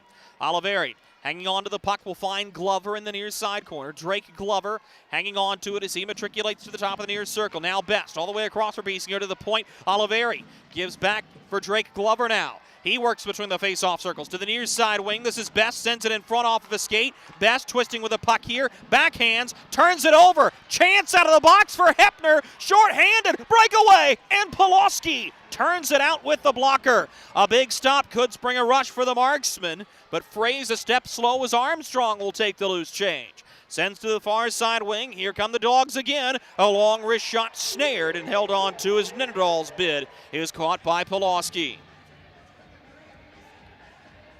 Mercy. That's one for the Marksmen you can't afford to give up. Good back checking by Fayetteville as they never allowed Hepner to cruise into the middle. But that's still a heart-stopping moment for the Marksmen. And things have gone squee-walled on the power play for the Marksmen against Roanoke this season. And it's been Matt O'Day who scored twice shorthanded against the Marksmen. But there was a good bid from Brady Hepner. Marksmen will start things up from their own end. Vela has 25 seconds left to serve in his roughing minor. Dropped for Matt McNair, who will drive into the attacking end. Stops at the far side hash marks and finds Biesinger at the point. Gives across for Andrew Lane, as Lane will hang on to it before steering to the far side boards. Marksmen have it in front. A low one-timer by McNair. Knocked away. Armstrong to the rebound. He sends it up ice. This may be a 2-on-1 for Roanoke. DeVito fires. Pulaski with a save. Charging in was Hepner, but he pushed the puck wide. Up the far board, C.J. Valerian will take it. Valerian at the far corner, works in front. Pulaski calmly with the paddle, sweeps it under his trapper, and will cover for a much-needed whistle. As we go back to 5-a-side hockey, and the Marksmen squander a 5-on-3 advantage for more than a minute. And circle that one if you're keeping score along with us at home. And the reason is you've got to score on your 5-on-3s, especially when they are that long in duration. That's a bitter, bitter pill for the Marksmen to have to swallow here. Still plenty of hockey left, but a major chance, and the Marksmen cannot convert. Off the near side boards, Roanoke will chase to their own blue line. This is Matt O'Day steering with it. O'Day, pressured from behind by FX Girard. That'll force Roanoke just to dump it in. In the far side corner, this will be scooped up by the Marksmen. Hung on to by Harvey as he backhands right to Mac Jansen. Dumped in behind the net as Hoffman lays a hit on his man. Roanoke to the loose change. O'Day near side blue line. All the way across. This will just be dumped in by Jared Vroman to Travis Broman, who is back behind the net. This is steered toward the net and intercepted by Taylor Best. Lays it up the far side boards. FX Girard with speed as he gets under the stick of Bryce Martin. That's a great play by FX Girard, but Martin, with a well-placed stick, knocks it up ice for Garrett Sargis. Sargis trying to drive here. He stood up by Harvey, and the Marksman bounced it out to the red line. Franti tried to pull Cue it ahead. Instead, it's Best to take the puck. He's onside, entering the zone. Best dropped for Franti as he got tied up. Now sends it directly behind the net. Stepping to is Glover. Lost the puck as he was bumped, but the Marksman will hold the line for an extra beat as Valerian has to have a second effort to get this one out. Steered to Zach Hoffman, who will dump it in for the Marksman, with Valerian going to chase for Roanoke. Sends it up the near side boards to Garrett Sargis. 2-on-2 as the rail yard Dawgs cross the line. Sargis from the far face-off circle. His wrist shot turned out by Pulaski. The rebound will be scooped up by Peyton Franti, who will play it back behind the net for Hoffman. To the far boards off the skates of Jake Hickey and centered for Stubbs to the back door through the goal mouth, and Sargis was unable to get any wood to it. Brought ahead by the Marksman. Jared Vroman catches and plays right back down to his forehand. To Valerian, off the far side board, Sargis dumps it in. It's Pulaski in his trapezoid, one hands, but Nick Ford is right there to take it. Ford to Stubbs, who will push it up for Armstrong. A long wrist shot, never made it on net. It ends up behind the goal. Ford accosted there, but it'll be taken by the Marksman off the far boards. Roanoke holds the line. Another chance coming for the Marksman to be able to clear. This one with a little more certainty as Harrison Harper is able to work his way up ice, but it's intercepted. Chris Vella brings it into the attacking zone again. Lays it right to the center. Girard on top of Martin, who spins away from the pressure and finds Brady Hepner in the near corner. Hepner removed from the puck by Miles Harvey. He sends it up the near boards for Tanner Fraze, but his pass is intercepted. Now the rail yard Dawgs with a chance. Hepner to the back door. Pulaski with a big save. Matt McNair has the loose change. Let's go the other way. Tanner Fraze to McNair up the far boards. He'll dump it in on goal. Bernard pads to the far side corner. Taken back behind the net. So the rail yard Dawgs will steer it up the near boards. Oliveri holding on to the line as a big hit is delivered by Vella as he got in on FX Girard, knocking the puck free, and here come the rail yard Dawgs. Pass low off of a skate. This one bounces just wide of the near side goalpost. So the Marksmen struggle to break it out again. DeVito turns it wide of the far post. 13:30 to go in the second period. 1-0 Roanoke. Girard just clears it out off the far boards. This will be scooped up by Jared Vroman. Lays it forward, intercepted by Oliveri. He had Best behind everybody in the line change, couldn't get it to him. Now the Marksmen steer it right back to center ice. Vroman there for the rail yard Dawgs with a cross ice pass to Martin. He'll headman to Jeff Jones. Jones driving up ice for Roanoke. Dispossessed from behind on a solid stick there by Jake Hickey. Marksman will find possession, but Oliveri is unable to get this one out, and he'll stand right behind of Jason Pulaski. Oliveri going to hang on to the puck here. Peering up ice. Fires it right to the near side wing for Best. This is going to spring a rush. One-timer! Bernard with a huge save. At the far side goal post, on the last man driving, it was Fraze. What a chance for the Marksmen and a better save from Sammy Bernard. Tanner Fraze scoops up the loose puck. Backhands to the far wing over the stick of Taylor Best, but Don Oliveri has it at his own blue line. Sends it ahead to the forward group. Peyton Franti digging after the puck here. Oliveri trying to help him out. Franti sweeps at it, knocked it free, but right to Roanoke, and Oliveri will dump it right back in. Armstrong in a foot race for it, but this will be icing. 12:04 to go in the second period here from Fayetteville. The rail yard Dawgs holding on to a 1-0 lead. Hey, you. Are you hearing this but not seeing this? You can change that. Follow along with the entire season of Fayetteville Marksmen hockey on Hockey TV. Visit hockeytv.com/subscriptions and get the SPHL TV package to watch every single Fayetteville Marksmen road game this year. That's hockeytv.com/subscriptions.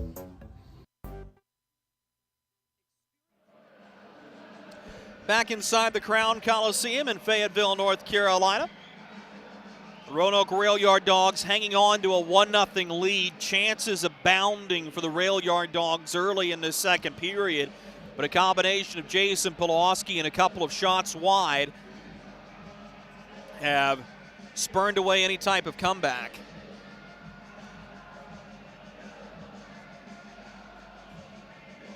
That is an interesting altercation as Pulaski had come over to the scorer's table for a moment and peeked his head inside the penalty box for a conversation.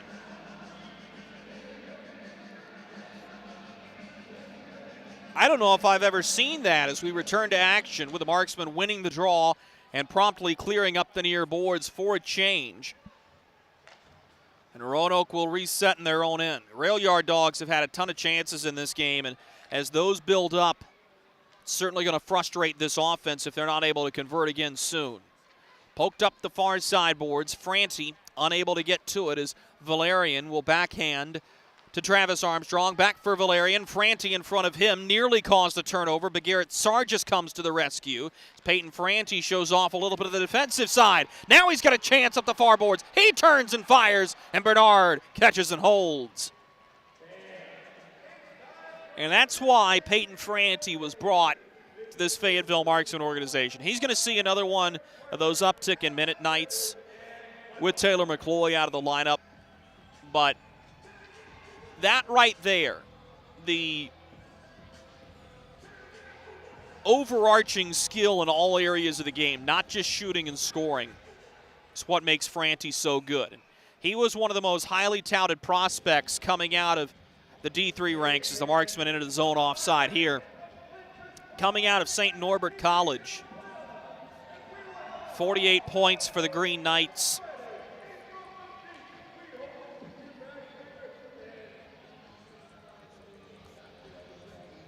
Face-off will be right in front of the Marksman penalty box, and curiosity is going to kill the cat here. I really want to know what Jason Pulaski was saying in the home penalty box here. That was very odd. Dumped in by the Marksman, and Bryce Martin will go back behind of Sammy Bernard to retrieve it. Sends it all the way up ice. He's got a man there. It's Hepner who will settle to dump it in. Pulaski in the trapezoid sends to Jarrett Cupp. And Cupp is pressured from behind, knocked down by DeVito. The Rail Yard Dogs try to set it up. This one's spun over the crossbar, but Vroman will hold the line. Dumps it in off the inboards as it'll be chased down by Nenadal. Gives it up to the point for Martin to hammer a shot. It's wild and well wide off the back glass. And the Marksmen will battle 2-by-2 on the near side hash marks trying to clear this out.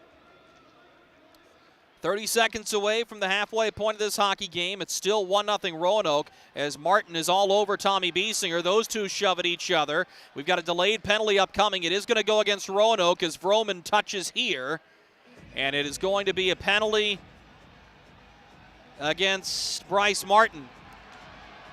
And now we've got a conversation at the Roanoke bench.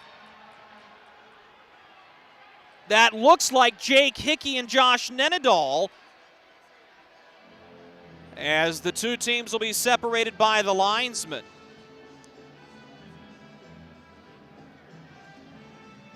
Travis Armstrong will meet Don Oliveri and the referee Owen Doan, and Jake Hickey is being escorted to the penalty box here.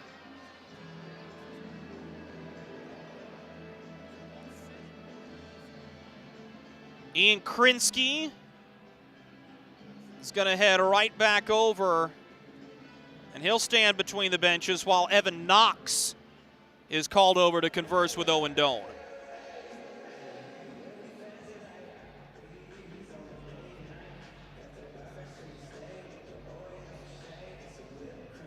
On second glance, that may be Matt McNair in the penalty box and not Jake Hickey. My view is obstructed by the fans who are right in front of the penalty box. But the way this is shaking out is Nenadal accosted either Hickey or McNair, whoever's in the box now for the Marksmen, and drew a penalty to take away the Marksman power play. It's going to be 4-on-4.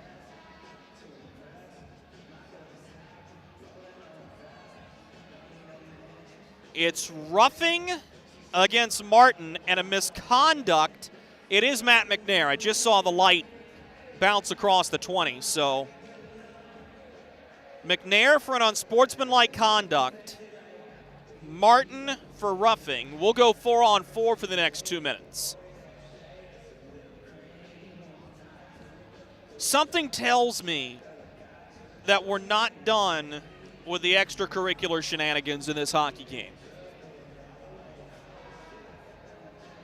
And there's been a lot of gamesmanship in this rivalry throughout the course of 17 meetings.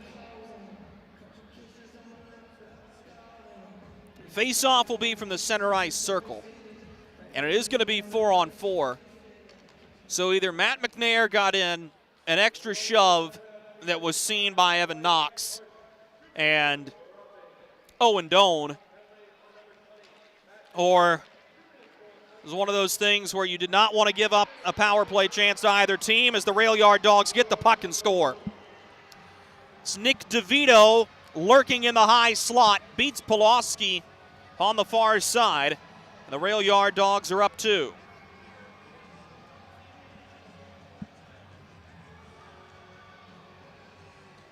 Nick DeVito scored last night. He gets a big one to put his team up 2 here. As this goal will come 9:54 into the second period. And the 4-on-4 favors the rail yard Dawgs. And we'll still have 1 minute and 45 seconds of it. So Day will dump it in down the far side wing. So the Marksman will go to crash for it behind the cage. Set up the far side wing as Franti will drive. He's a step ahead of Mac Jansen, but Jansen with a well-timed stick lift will take the puck in the near corner. Jansen from his own end zips it across to the far side wing as the rail yard Dawgs will just look to dump it in. This is Jeff Jones who will find Jansen, turns back up toward the point. Armstrong hanging on to it, fires a long wrist shot well over top the crossbar. As Jansen gets to the loose change, he'll send it back up to the point. This is Armstrong. Turns and looks at Valerian. Valerian turns the puck over, and now a headman pass for Franti. Driving one-on-one against Valerian. He awaits reinforcements. Sets up a one-timer. Hammered on goal by Fraze. Rebound in front. Franti. Toe drags. Backdoor. They score! And the Marksmen get it back on the near side post. Jarrett Cup. 2-1.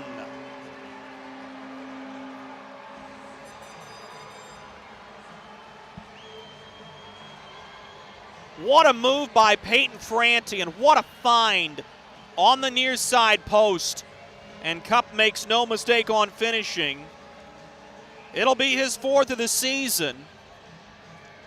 And the Marksmen get the goal back.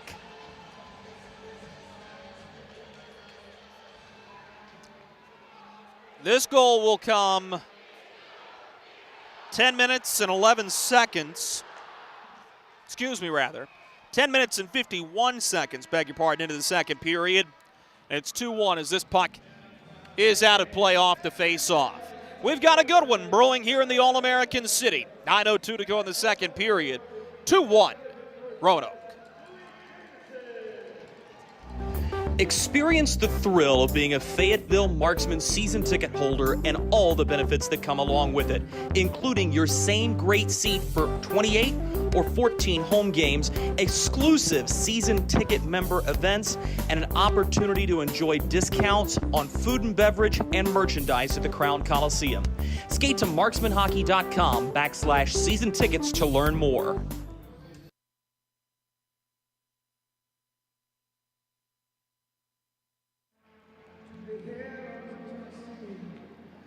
.902 to go in the second period. A pair of goals separated by 57 seconds. One for either team. A big one for Nick DeVito to send the rail yard Dogs up by 2, and Jarrett Cupp answers. And here come the rail yard Dogs. This is Travis Broman with a long wrist shot. Steered away by Pulaski. Fayetteville will find it on the near side half wall. Travis Armstrong turns into the middle, a stick lift, and Cupp will find possession of the puck as he scoops it up to the red line. Given away, and here comes Garrett Sargis down the near side boards. Sargis steers it in front. Broman knocked it off of Pulaski, who steers it to the far side corner, and Travis Broman promptly turns it over. Right up the near side boards, here come the Marksmen back into the attacking end. This is Glover. Pool cues it ahead, and a hard hit delivered right to the back of one of the Marksmen forwards in front. That may have been Lane hopping into the rush, as the loose change will be smothered by Sammy Bernard.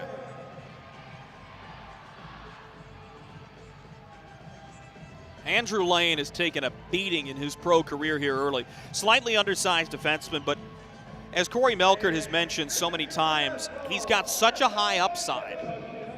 And you love that. And you've seen flashes of it. Had his first pro goal a handful of weeks ago here at home. And I thought had a really good defensive game a couple of Sundays ago at Pensacola. And came up big on the defensive side of the puck. You can't help but like that for a guy that was at one point Drake Glover's teammate at Anchorage and then transferred to Aurora to finish his college career. Rail yard Dogs have it on the near side hash marks, dumped below the goal line for CJ Stubbs as he tried to push it back up to the point. Nick Ford takes it, but loses possession as he hammers Wilson from behind. This is going to be a penalty.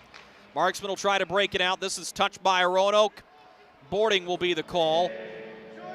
And a lot of words being said by Wilson to Ford. He certainly didn't like the hit with good reason. Marksman will have a chance to tie on the St. Peter Pest Control power play. So it'll be Ford for boarding with 7:41 to go in this middle frame of regulation. And we've seen a handful of those hits. Every now and then in a hockey game, you'll see one of those wayward body checks. But we've seen a handful in this hockey game, and it's been both sides. The Marksmen set it up on the power play. Biesinger handcuffed, lost the puck, maybe a shorthanded chance for Roanoke as Hepner drives into the near side corner. Leaves it for Nick DeVito as he turns on his backhand to the far boards. DeVito steers into the far corner. 3 Marksmen onto the puck, and Fayetteville will take it away in the form of Don Oliveri. Giving up ice to Biesinger, who turns it over in front. Pulaski with the paddle down and ready. Made the stop on DeVito, and the Marksmen have it 4-on-2, crossing into the attacking zone. Biesinger's the trailer. He fires. Bernard knocks it down and steers the rebound into the far side corner. Marksmen will look to set things up on the near boards. Franti shovels it up to the point for Oliveri. He centers. It's taken by Glover, pushed up to the point for Taylor Best. Handcuffed by the pass. He'll have to regroup. Sends to the near wing for Don Oliveri. Floats it into the middle for Franti. A backdoor pass in front. Score! It's Best! Excuse me, it's Glover. And the Marksmen tie the hockey game on the power play marker from Drake Glover.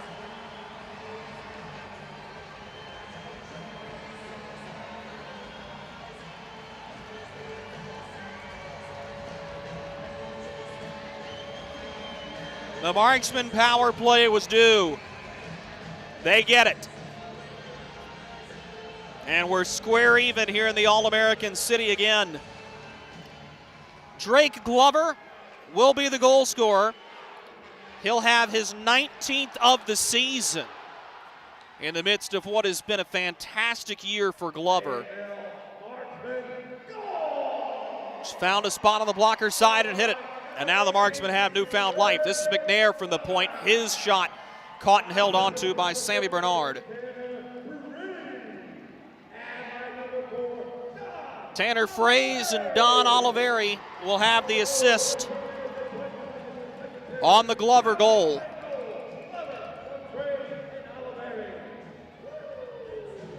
Fayetteville ties it.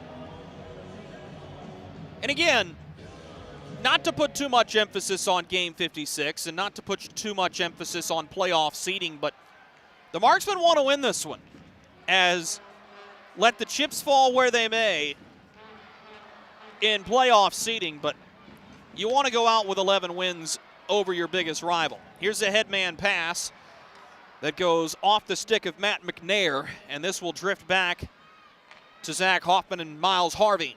Dumped in by the Marksman to the far side corner. FX Girard will chase it there. Girard hangs on to the puck and gives to the point. Hoffman will play it down the far side boards. It gets tied up in the skates of Girard, and the rail yard Dawgs will bring it right back out ahead of the red line. Chip to the near wing. He's driving with it. Here's Nick Ford. Ford pressured from behind by Andrew Lane. Lane pushes him again, forcing Ford to play it below the goal line for Garrett Sargis. Sargis shucks off a check and sends it back behind the net again. Ford lost his footing, tried to play to the point. Armstrong pinching has it. Travis Armstrong opened the scoring. The tail end of the first period. Sends it in front here, and Pulaski will cover. More discussions in front as FX Girard gets tied up with Nick Ford exiting the goal crease.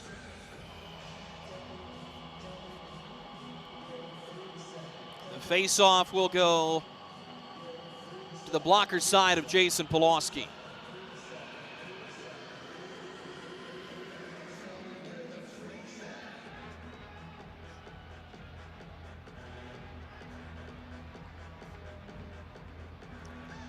Face-off won by the Marksman. Mac Jansen trying to tie up his man, as Jeff Jones does. Jansen actually gets the puck.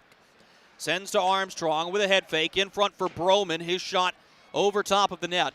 The Marksmen have the rebound, but unable to chip it around to Travis Broman. Broman on the end wall, steers on his backhand to the far corner for Jeff Jones. Push to the point for Bryce Martin, who will give a cross for Armstrong. His shot tipped on the way through. That may have hit Broman in the hand as he adjusts himself. Here's a pass in front that goes off of Marksman's skate. Backhanded to the far wing. Read perfectly by Roanoke. They're back into attacking ice. Jansen to near side blue line. Feeds it all the way across. Gets it back. A one-timer. He scores. Mac Jansen will have his 29th goal of the season and gives the Rail Yard Dogs a 3-2 lead on a beautiful feed and finish.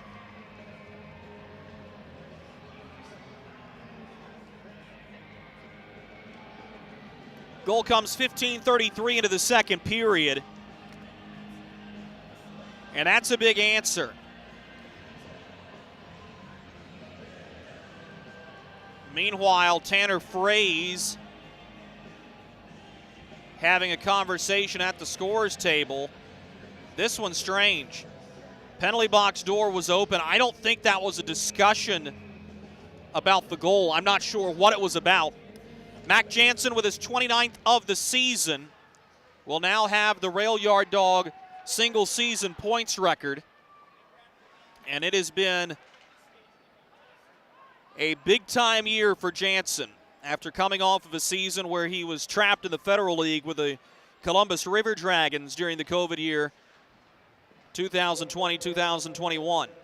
Marksman will send it ahead, but turn the puck over at the red line as O'Day will send it off of a friendly stick. That was Nenadal to dump it in, and DeVito will take the puck for Roanoke on the far boards. All the way up to the point. This one's in front again. A toe drag, but Jarrett Cupp takes it away from Josh Nenadal. In the far side corner, the Marksman will get it and try to break it out. Held on to here by Fayetteville as Fraze zips it all the way across the ice as he was looking for a driving Glover.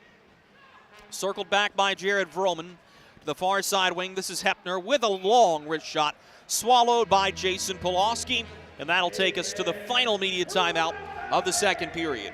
3 minutes and 30 seconds to go in this middle frame of regulation.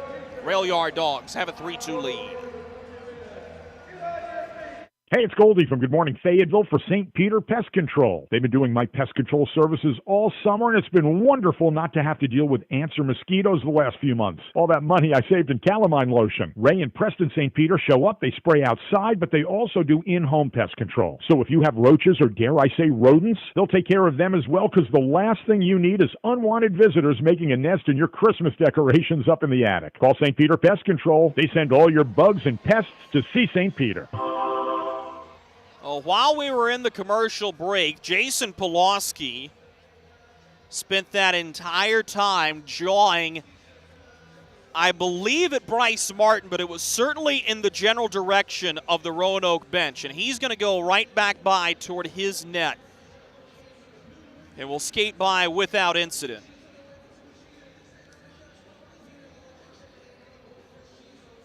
Pulaski will send the puck right back in toward the Roanoke huddle. It'll be shot back toward his net as both teams will separate here. Something certainly seems to be boiling as Owen Doan comes down to Jason Pulaski's goal crease, and those two will converse.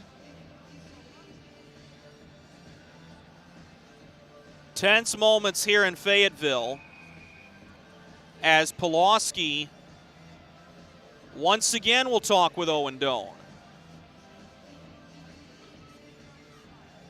Doan will tell Pulaski to set for the face-off, and the Marksmen will without further incident to this point. I'm not sure what the flustered situation is. Jared Vroman tees up a slap shot, knocked down by Pulaski. The rebound in front, Fayetteville clears only to the red line. Dumped in behind the net. Pulaski in the trapezoid to play it to the far side corner. Nick Ford, unable to hold the line initially, gets help from Sargis as the Marksmen just try to use body weight to get it out, and they do. This is Girard, hog-tied from behind, but finds Zach Reimers. Slides to FX Girard, backhands to the slot. Here's a drive from Reimers just wide of the far side post. It'll catch the kick plate and is all the way back out into the Marksmen end.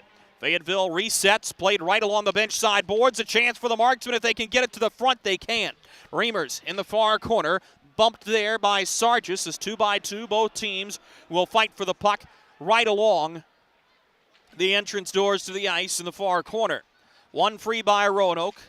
A soft pass ahead to the near wing will allow Ford to handle it as Oliveri spurns him. Ford will skate right back behind his own net. Oliveri, a great forechecking play here as he nearly caught up to Ford, who is going to wisely turn this one back to Jared Vroman, who will in turn give it to Travis Armstrong.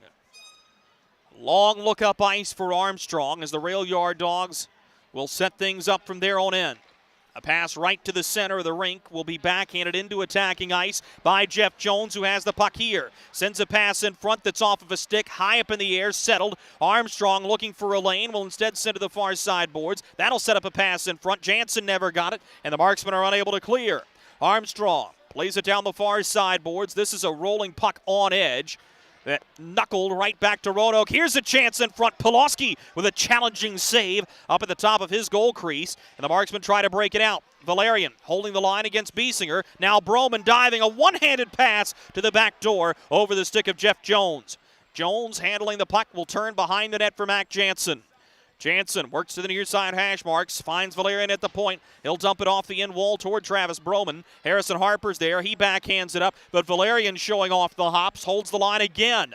A minute and 10 seconds to go in the second period as the Marksmen are able to get this one out to the red line. Travis Armstrong will look. Biesinger in front of him. His pass is intercepted. The Marksmen may have a chance. Dumped in as Peyton Franti ran out of room. Armstrong wants to turn it back up ice quickly and does. This is Nick DeVito. Cuts to the high slot. A low wrist shot. Misses wide. It ends up behind the cage, and Miles Harvey plays it to the near side boards. Puck will be taken by Andrew Lane to the far wing as the Marksmen struggle one more time to break it out. This has just been good pressure by the rail yard Dogs, and the Marksmen have yet to be able to gain meaningful possession. Andrew Lane has the puck on his backhand, coughs it up as the Marksmen will finally get to it, but it's spurned right back and turned into the zone by Hepner. On the far boards, the Marksmen will club it up the far glass. This will get out, will not reach the goal line, so no icing, but a line change coming for the Marksmen. One last rush for Roanoke, backhanded down the near side boards. Fayetteville has it. This is Cup. Turns it up ice, sending McNair to go chase it. Matt McNair on his horse. But Roanoke will grab the puck. They'll dump it in off of Hepner. He's unable to hold the line as we're stuck in a giant game of giveaway right now, and that is where the period will come to a close. We've played 40 minutes here in Fayetteville, North Carolina. The Roanoke Rail Yard Dogs have a 3-2 lead after 2 periods. Shots on goal in the second period for the Roanoke Rail Yard Dogs, 9, and a game total of 22. For the Fayetteville Marksmen, 11, and a game total of 22. Folks, as it has been with every edition of this rivalry, it's a good one going to the third period.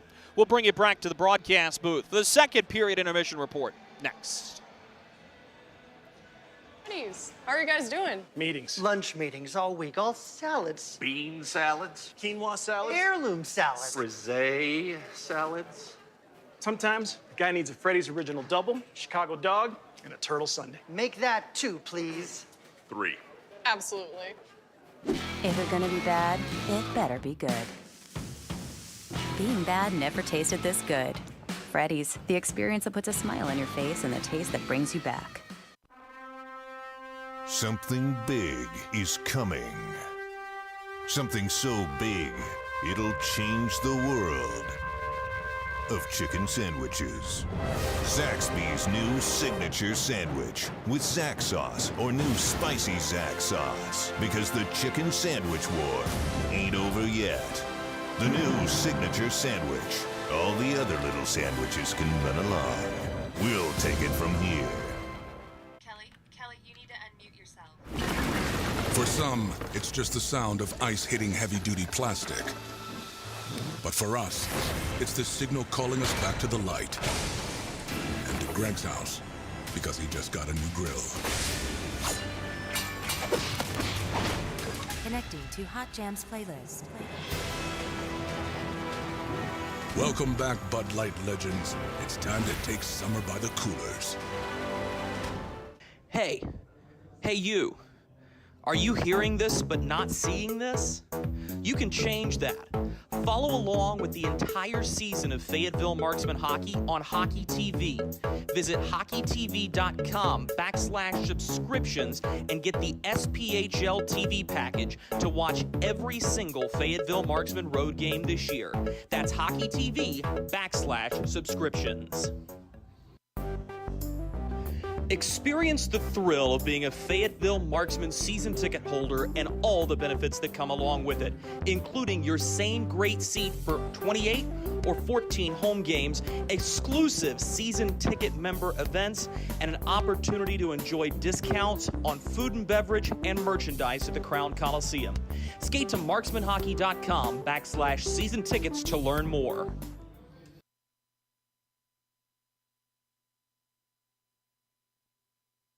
Baby, we have spiders on every corner outside our house. Okay, I'll call someone to take care of it. Baby, we have fire ants all over the yard. Alrighty, I'll call someone else to take care of that. Baby, these mosquitoes, you have got to go. Here we go again. One call to St. Peter Pest Control provides all these services. Total pest protection for one low monthly payment. At St. Peter Pest Control, we send all your bugs to see St. Peter.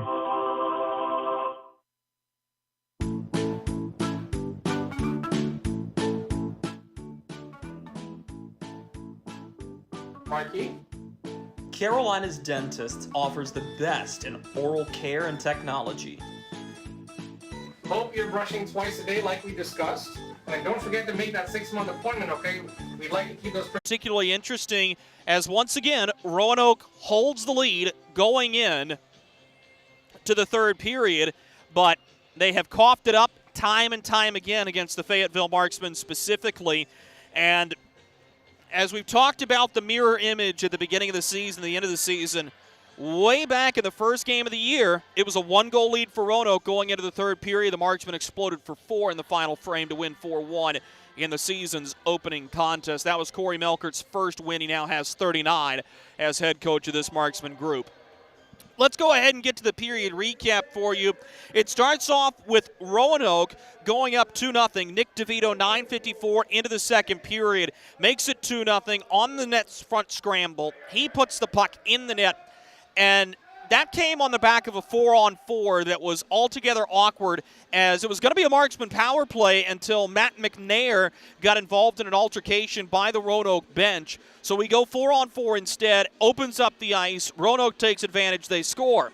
But then the Marksmen are able to get right back into it as Peyton Franti delivers a pass to the back door to find Jarrett Cupp open on the near side goal post. Cupp finishes for his 4th goal of the season. That makes it 2-1, and the Marksmen would tie it just a handful of seconds later on the power play. Drake Glover from Tanner Fraze and Don Oliveri makes it 2-2.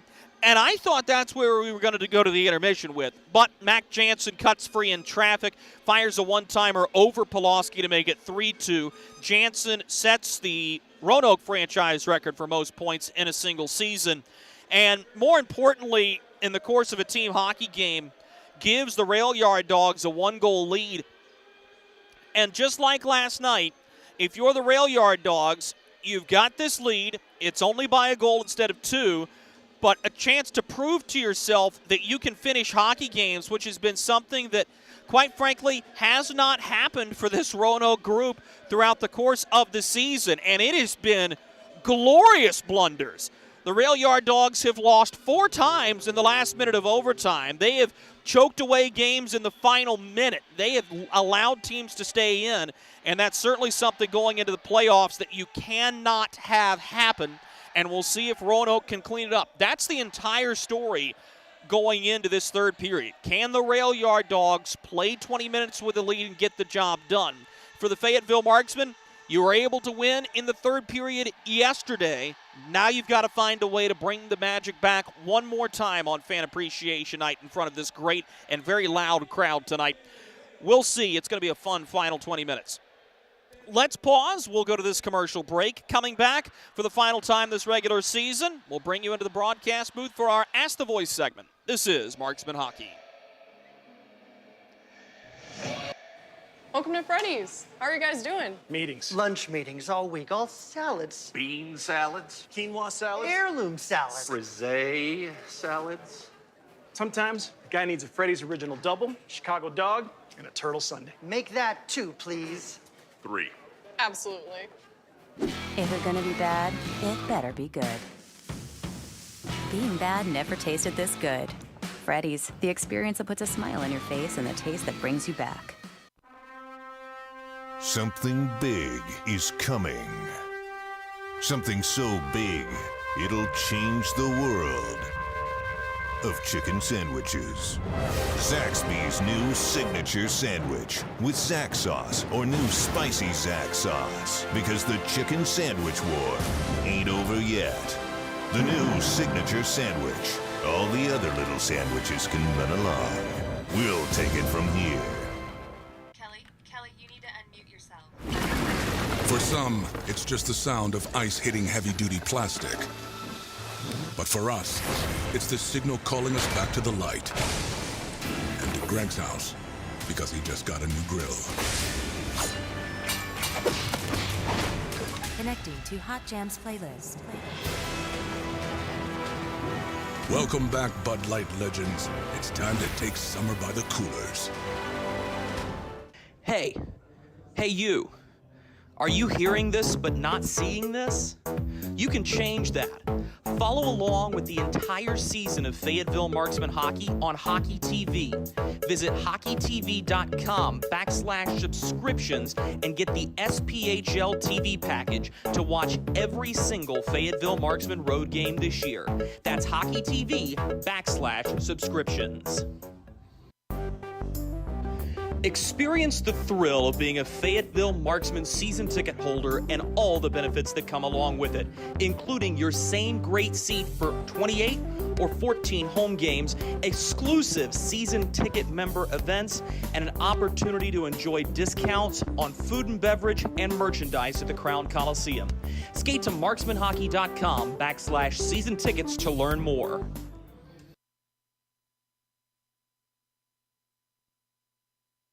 Like oral surgery, we believe in creating a positively different experience.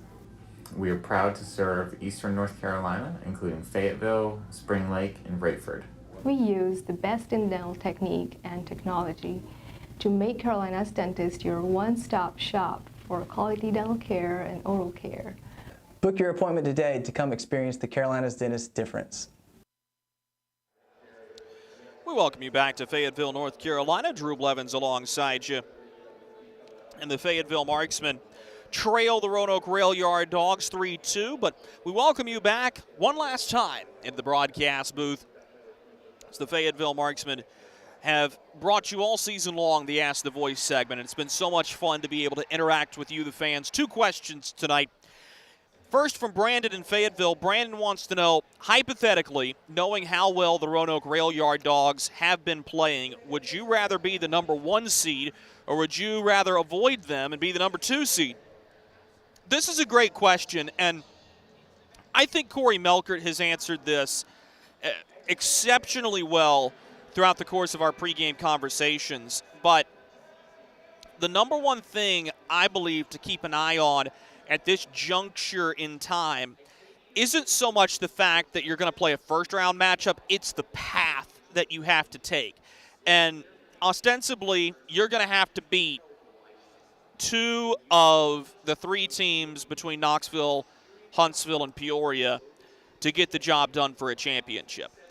That means you're going to have to go through a first-round matchup that may not be as appealing because those teams that are 5, 6, 7, and 8 have not been on par in the regular season with Knoxville, Huntsville, Peoria, and Fayetteville.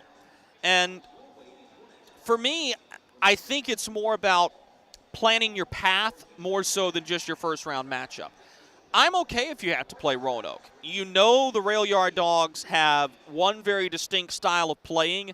They've got to play that way to win hockey games, and if you can get them off of that game, you will beat them every single time. This has not been a team that has played well on the road.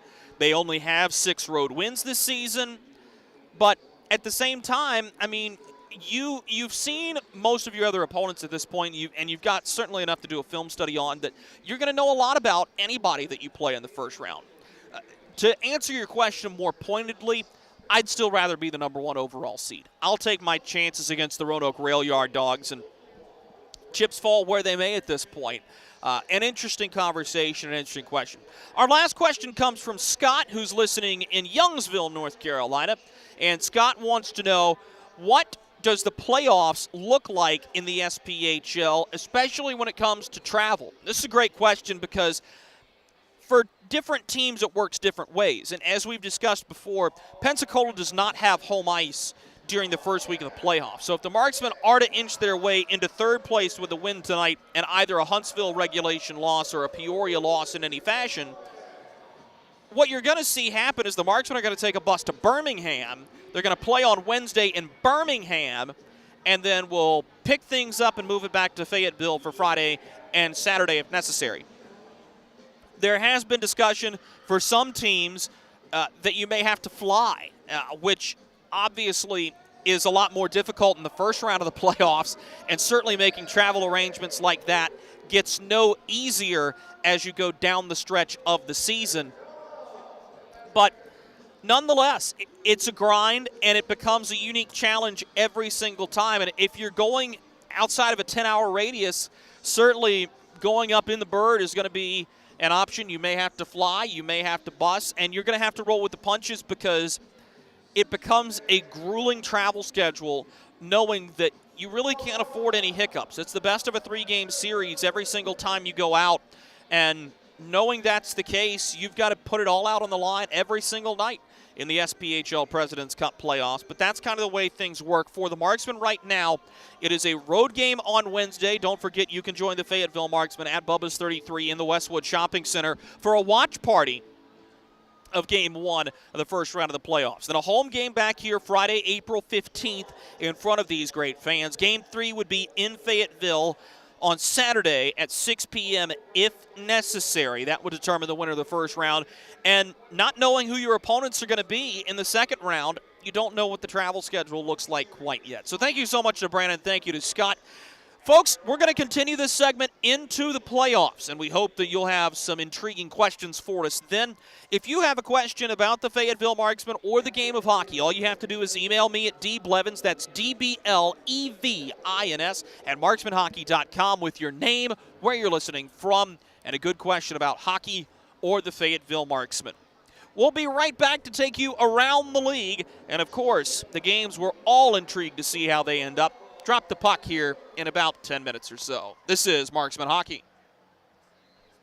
Welcome to Freddy's. How are you guys doing? Meetings. Lunch meetings all week, all salads. Bean salads. Quinoa salads. Heirloom salads. Frisee salads. Sometimes a guy needs a Freddy's Original Double, Chicago Dog, and a Turtle Sundae. Make that 2, please. 3. Absolutely. If we're gonna be bad, it better be good. Being bad never tasted this good. Freddy's, the experience that puts a smile on your face and the taste that brings you back. Something big is coming. Something so big, it'll change the world of chicken sandwiches. Zaxby's new signature sandwich with Zax sauce or new spicy Zax sauce. Because the chicken sandwich war ain't over yet. The new signature sandwich. All the other little sandwiches can run along. We'll take it from here. Kelly, you need to unmute yourself. For some, it's just the sound of ice hitting heavy-duty plastic. But for us, it's the signal calling us back to the light. And to Greg's house, because he just got a new grill. Connecting to Hot Jams playlist. Welcome back, Bud Light legends. It's time to take summer by the coolers. Hey you. Are you hearing this but not seeing this? You can change that. Follow along with the entire season of Fayetteville Marksmen hockey on Hockey TV. Visit hockeytv.com/subscriptions and get the SPHL TV package to watch every single Fayetteville Marksmen road game this year. That's hockeytv.com/subscriptions.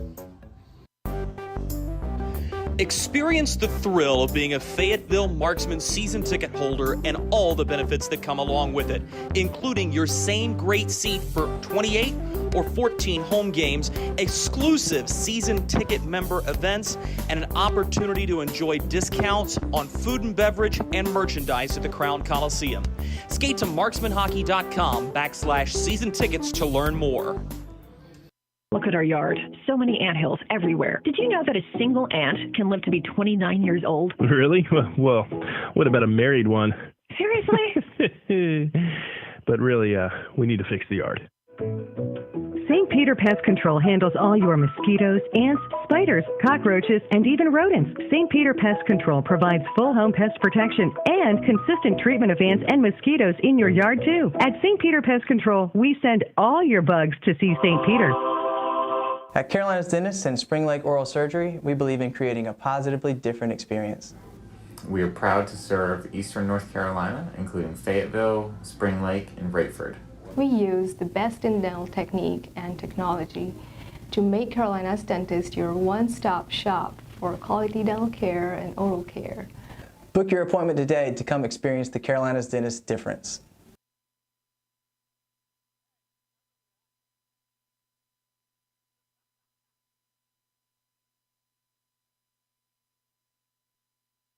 Welcome back to Fayetteville, North Carolina. Let's go for a quick spin around the Southern Professional Hockey League. We'll start things off in Macon, where they're about to end the second period. Pensacola clinging to that 1-0 lead. Knoxville and Evansville underway from the Knoxville Civic Coliseum. It's a 0-0 tie 10 minutes into the hockey game there. Later on tonight, the main event, one everybody is going to be keeping an eye on, especially if the Fayetteville Marksmen get a victory tonight. Huntsville will visit Birmingham. Peoria will visit Vermilion County. 2 road games will determine the Marksmen seeding if Fayetteville can come from behind for the second straight night and get the job done here this evening at home. Folks, it all comes down to one more period this regular season. Puck drop of period 3 is next.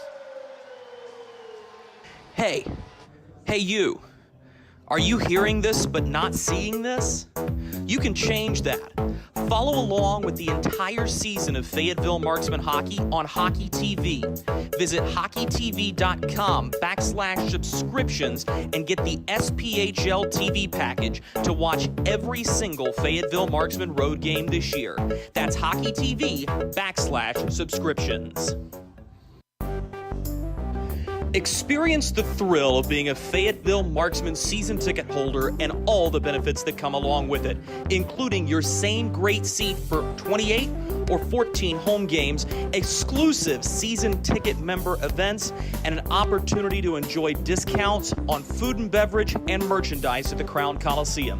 Skate to marksmanhockey.com/season tickets to learn more.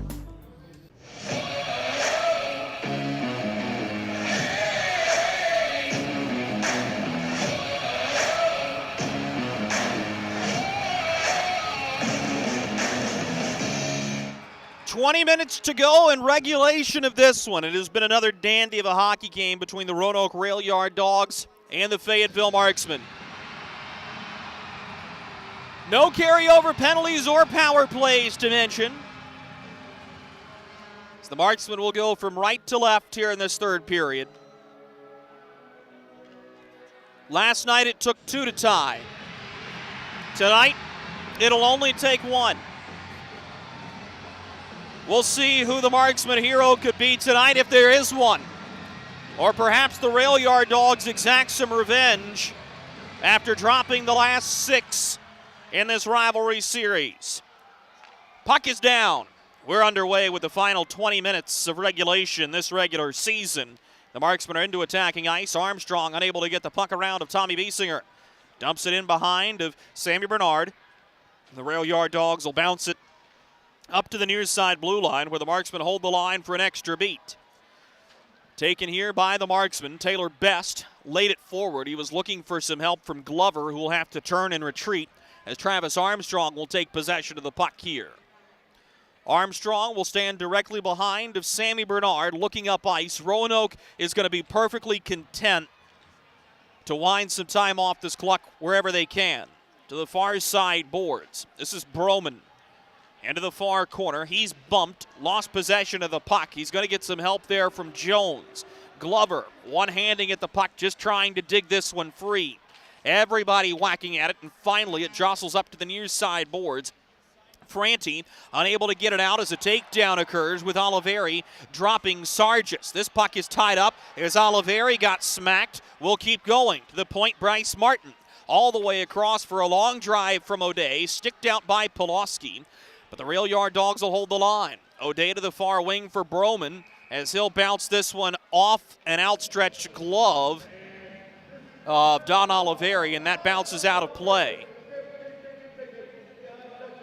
And that can be a penalty if it was deemed Oliveri controlled that to go out of play. But this is the right call. It's a ricochet that goes off the glove of Oliveri as he was leaping. Never had control of the puck, so no penalty. We'll continue 5-on-5. 18:37 to go in the third period. Draw won by the Marksmen. They'll send it off the far side boards. This will work into the far corner, and the Marksmen will steer it up ice. Skated ahead with speed by Taylor Best. As he tries to drive here. Works all the way around, hanging on to the puck. Hickey is going to work all the way back into his own end. To Andrew Lane. As the Marksmen try to get right side up again. Lane dumps it in. Hickey with speed to go chase it. He has the puck on the end wall. Hickey backhands looking for Reimers, who was unable to catch up to the puck. But Bryce Martin is also unable to corral it, so Reimers will get a second chance. Turns the puck over into the skates of Hepner. Bounced off the end wall. So the Marksmen will have to break it out again. Right through center, Hickey will find FX Girard, and he'll play behind him for Zach Hoffman. Hoffman pushes to the near wing for FX Girard as he'll drive in, giving the puck to Hickey to the point. Hoffman with a wrist shot blocked by Stubbs as Hoffman will regroup. Into the near side corner, this is FX Girard. reaching at it. Matt McNair coming in to pinch. He bumps Vela off the puck, but Chris Vela banks it off the end wall to Jared Vroman on the far side boards. Vroman, though, will give the puck away to Miles Harvey. He'll backhand to Hoffman, who swings to the near side wing, as this is Taylor Best. He fires a wrist shot low off the stick of Bernard and out of play with 17:09 to go in this third period.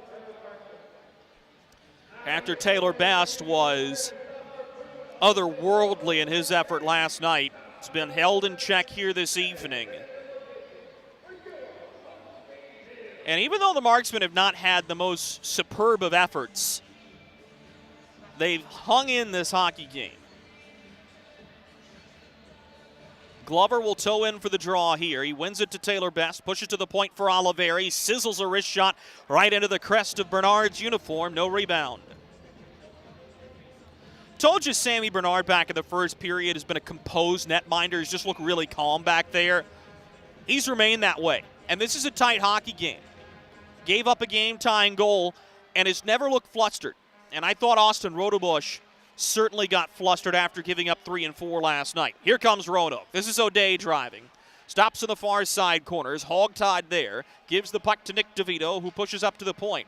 Long shot from Vela, blocked, nearly sprung a rush as the Marksmen try to bounce it out around Armstrong. He'll hold the line. Armstrong into the near side corner for O'Day. Hard hit delivered as a cross-check in the back against Hepner. As Hepner is flustered by Oliveri. There's a hard hit on the inboards by Oliveri. Hepner gets it, spins it toward the net, as now we're going to get some shoves in front. I can't believe Hepner was not called for a cross-check there, and Oliveri's going to say a couple words to him. Meanwhile, Nick DeVito will have to be separated behind the net from Taylor Best. Told you, this game's had some edge to it. DeVito still wagging his finger as he and Best both skate to their respective benches.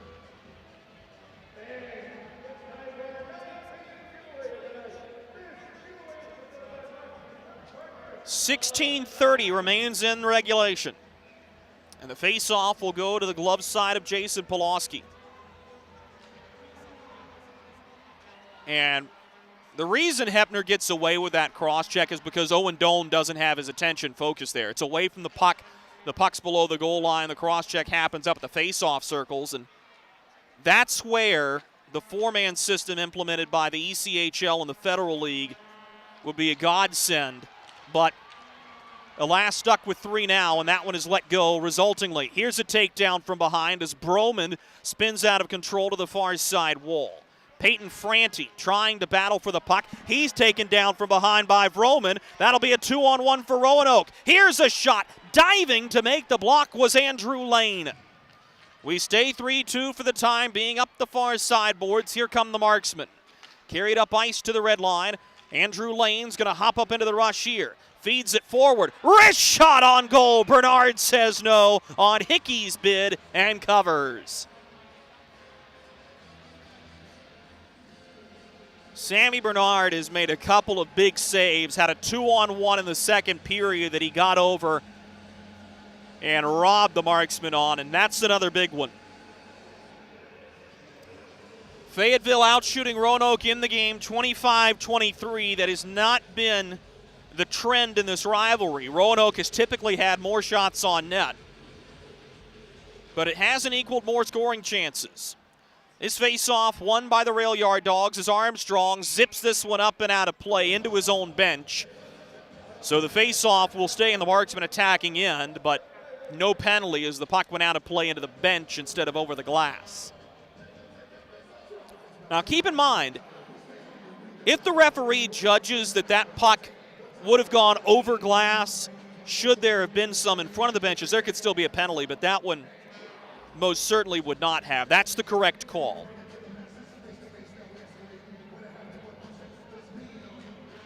This face-off won by the Marksmen as they'll bounce it right back behind the cage. Roanoke spinning around to get to it as Stubbs centers, but the rail yard Dawgs lose possession of the puck. Dumped in by the Marksmen. Nobody was able to touch this one, so this is going to be icing with 15:15 to go in the third period here.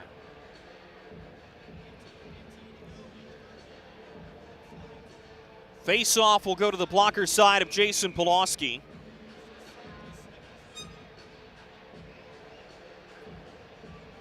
As the Marksmen will defend their own end. Sargis will face off against Matt McNair. Garrett Sargis wins it for Roanoke.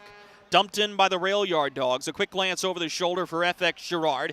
He'll brace for contact, creating a puck battle in the near corner. The Marksmen win it. This is Miles Harvey. Onto the puck for Fayetteville, acquired back in February, was a touted acquisition. He'll send it up the near side glass, 2-on-1 for the Marksmen. Reimers centers over the stick of Matt McNair. McNair turning for the puck, plays it behind the net. Armstrong wisely sweeps it along the dasher. As this puck will be scooped up by C.J. Stubbs. Turns it over to FX Girard, tried to play to McNair, thwarted there, but Girard will get the rebound and dump it in. All 5 change for the Marksmen. 14:30 to go in the third period, 3-2 the score. Armstrong standing in back of Bernard, peering up ice as he saunters ahead of his own blue line. Dumps it in beyond the red line. 2 hops to directly behind the cage. Don Oliveri awaits it there. Marksman with a controlled breakout all the way out to the red line. This is Tommy Biesinger, the furthest man up ice. He awaits reinforcements there. Tries to center the puck off the stick of Glover. It'll be taken there and bounced to the slot, but no one able to corral it for Fayetteville, so this puck will bounce all the way back to the Marksman blue line. Biesinger avoids contact here and slides it to the near side wing. This is Glover down the near boards as he's knocked off the puck by Bryce Martin. Armstrong takes it but couldn't get the pass around of Taylor Best. Best will go to work against Armstrong, kicks it to Glover, who will feed it up to the point. A long look and a quick wrist shot that will handcuff Bernard, as a smart drive by Oliveri nearly found favor on a fortunate hop. Now the Marksmen will head right back behind their own net and reset things with a new forward group coming out. 13:25 to go in the third period. Zach Hoffman takes a long look up ice, fans on the pass. He'll have to spin back. Travis Broman pressuring him. Hoffman fights away from it and will send the puck up ice. Dumped in by the Marksmen as Franti will go to chase along with Jake Hickey. Hickey will take the puck for the Marksmen initially. Dispossessed as Travis Broman has it, but he lost the puck on the far side boards. Marksmen can't catch up to this one. Broman recovers on his own error. He fires a long wrist shot over the glove of Pulaski to the far side corner. Fayetteville just trying to clear it out, and they do. This is going to be icing by a mile. But it will take us to immediate timeout. 12:45 to go in the third period here in Fayetteville. Roanoke hanging on to a 3-2 lead.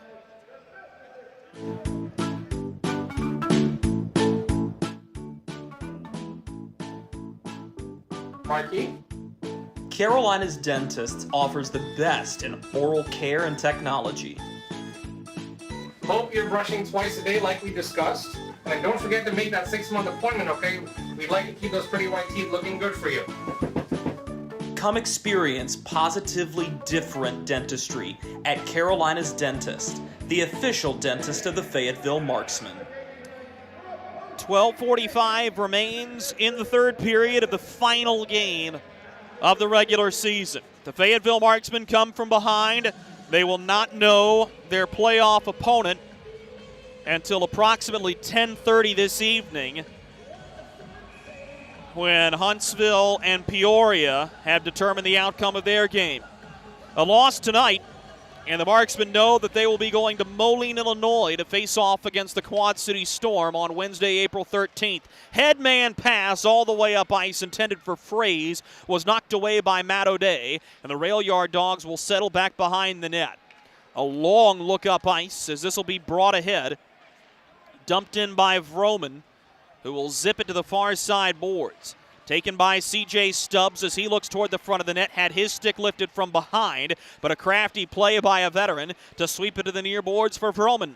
Dumped behind the net for Nick Ford. He's got Sargis back there to help him out as Harrison Harper leans on Ford. Everybody digging for the puck here. 12 minutes to go in the third period. Vroman's going to get off on a change as this puck is finally clawed free by the Marksman. Not out, though, as O'Day will pinch and give to Garrett Sargis at the point. His wrist shot blocked all the way out to center. Sargis with a bump knocked the puck free, but here come the Marksmen.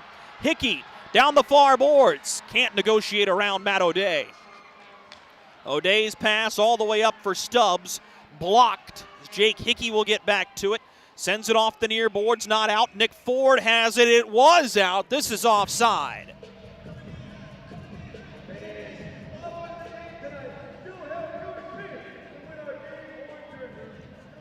So the Marksmen catch a break on a tight offside call at the near blue line. Jake Hickey has really had some good speed in this third period. Best jump of anybody on the ice. The Rail Yard Dogs win this faceoff. It'll be dumped in over the stick of Reamers, and Miles Harvey's back to retrieve.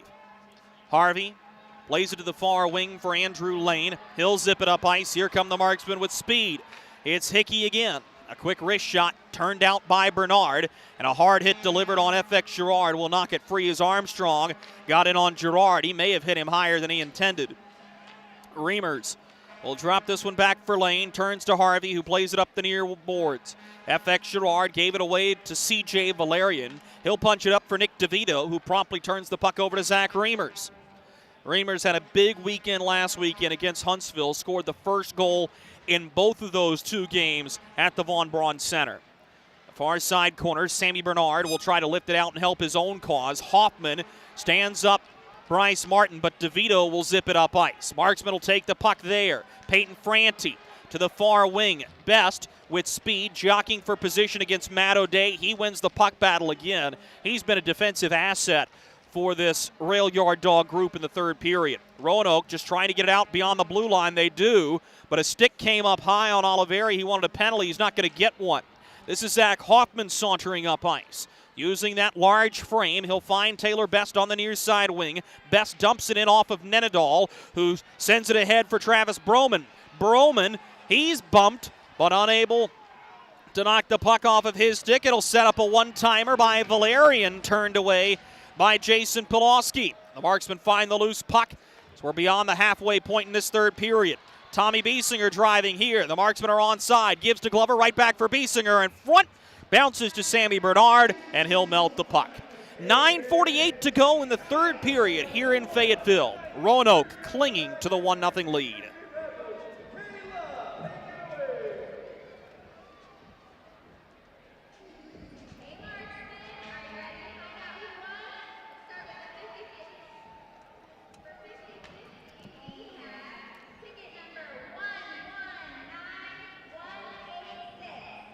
Experience the thrill of being a Fayetteville Marksmen season ticket holder and all the benefits that come along with it, including your same great seat for 28 or 14 home games, exclusive season ticket member events, and an opportunity to enjoy discounts on food and beverage and merchandise at the Crown Coliseum.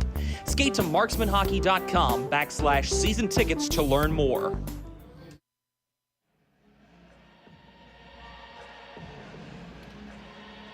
.9:48 to go in the third period.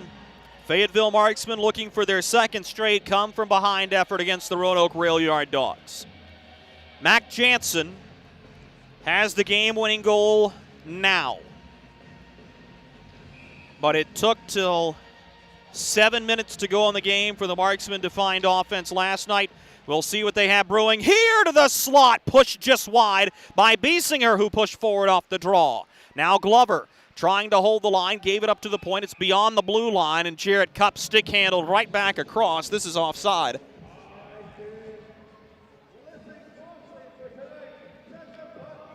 And this face-off will be right in front of the Roanoke penalty box in neutral ice.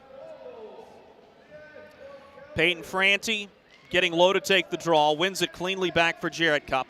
He'll sweep across for Harper to dump it in.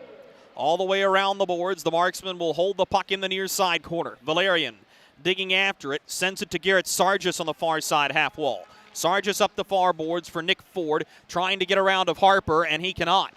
Cupp spins it right back to Harrison Harper, who plays it off the far side boards. Harper will start the breakout. Here come the Marksmen. This is Jake Hickey with speed down the far side wing. A well-placed defensive stick on the far side wing by Jared Vroman will start a rush for the Rail Yard Dogs. In front, Nick Ford unable to find the puck. Sends it right back behind the net. The Marksmen will get to it. Sent ahead. Fayetteville will play it up ice. Could be another chance brewing. This is Matt McNair. He's going to drop it for a long wrist shot by Fraze that is off frame. The marksman getting to the loose puck as Ford will just spank it off the far side glass and all the way out. Marksmen want to reset. This is McNair, holds the puck. He centers, but it goes off the stick of Armstrong and out of play. Much different from yesterday. The rail yard dogs are putting sticks in passing lanes. And that has created all sorts of trouble for this Fayetteville group.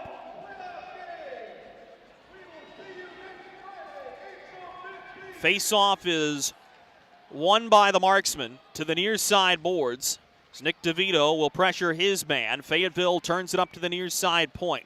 Walked along by Harvey. He holds for a wrist shot that stings Bryce Martin and bounces right back out to center.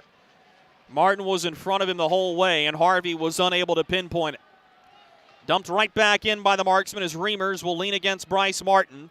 The rail yard dogs bounce it up the near side boards. They're out. Vela feeds the far side wing. So they'll drive in here. Sargis to Vela over his stick. But the line will be held by Nick DeVito. DeVito sends it into the near side corner. Vela bumped off the puck by Miles Harvey on a clean check. The marksmen have it up the near side wing. With speed, here they come across the red line. Gerard knocked down as Tommy Biesinger will stick handle the puck here. He'll get some help as Oliveri was calling for it. Gets it on the near wing now. Oliveri around his man. He pulls the trigger, and Bernard swallows it. It's a good play by Don Oliveri, showing off a little bit of speed here. One of the elder statesmen on this marksman group. You wouldn't know it by the amount of production he's had this season. 7:38 remains in regulation. Top group out for the marksman. Glover will tow in to take the draw against Jeff Jones. Glover had the puck on his tape, but we get a whistle for a false start off the draw. Clock did lose 3 seconds there. Sure, we'll get a quick hold on that, and we do. So now we'll resume play with the rail yard dog zipping it ahead toward Nedadal. He's separated from the puck as Taylor Best will grab it. Drops it back to the point as Biesinger tries to drive, gave it to Glover, but was unable to complete the give and go, and Nedadal looks up ice. To the far side boards, Roanoke will just dump it in as Armstrong got bumped along the Fayetteville bench. Centering pass in front, turned over. Pulaski with a big save on Broman. He'll cover. Travis Broman, I think, has been somebody that has had a really nice hockey game again. Thought he was noticeable yesterday. Just very similar to Jake Hickey. He's doing a lot of the little things right. It's just the puck isn't bouncing his way.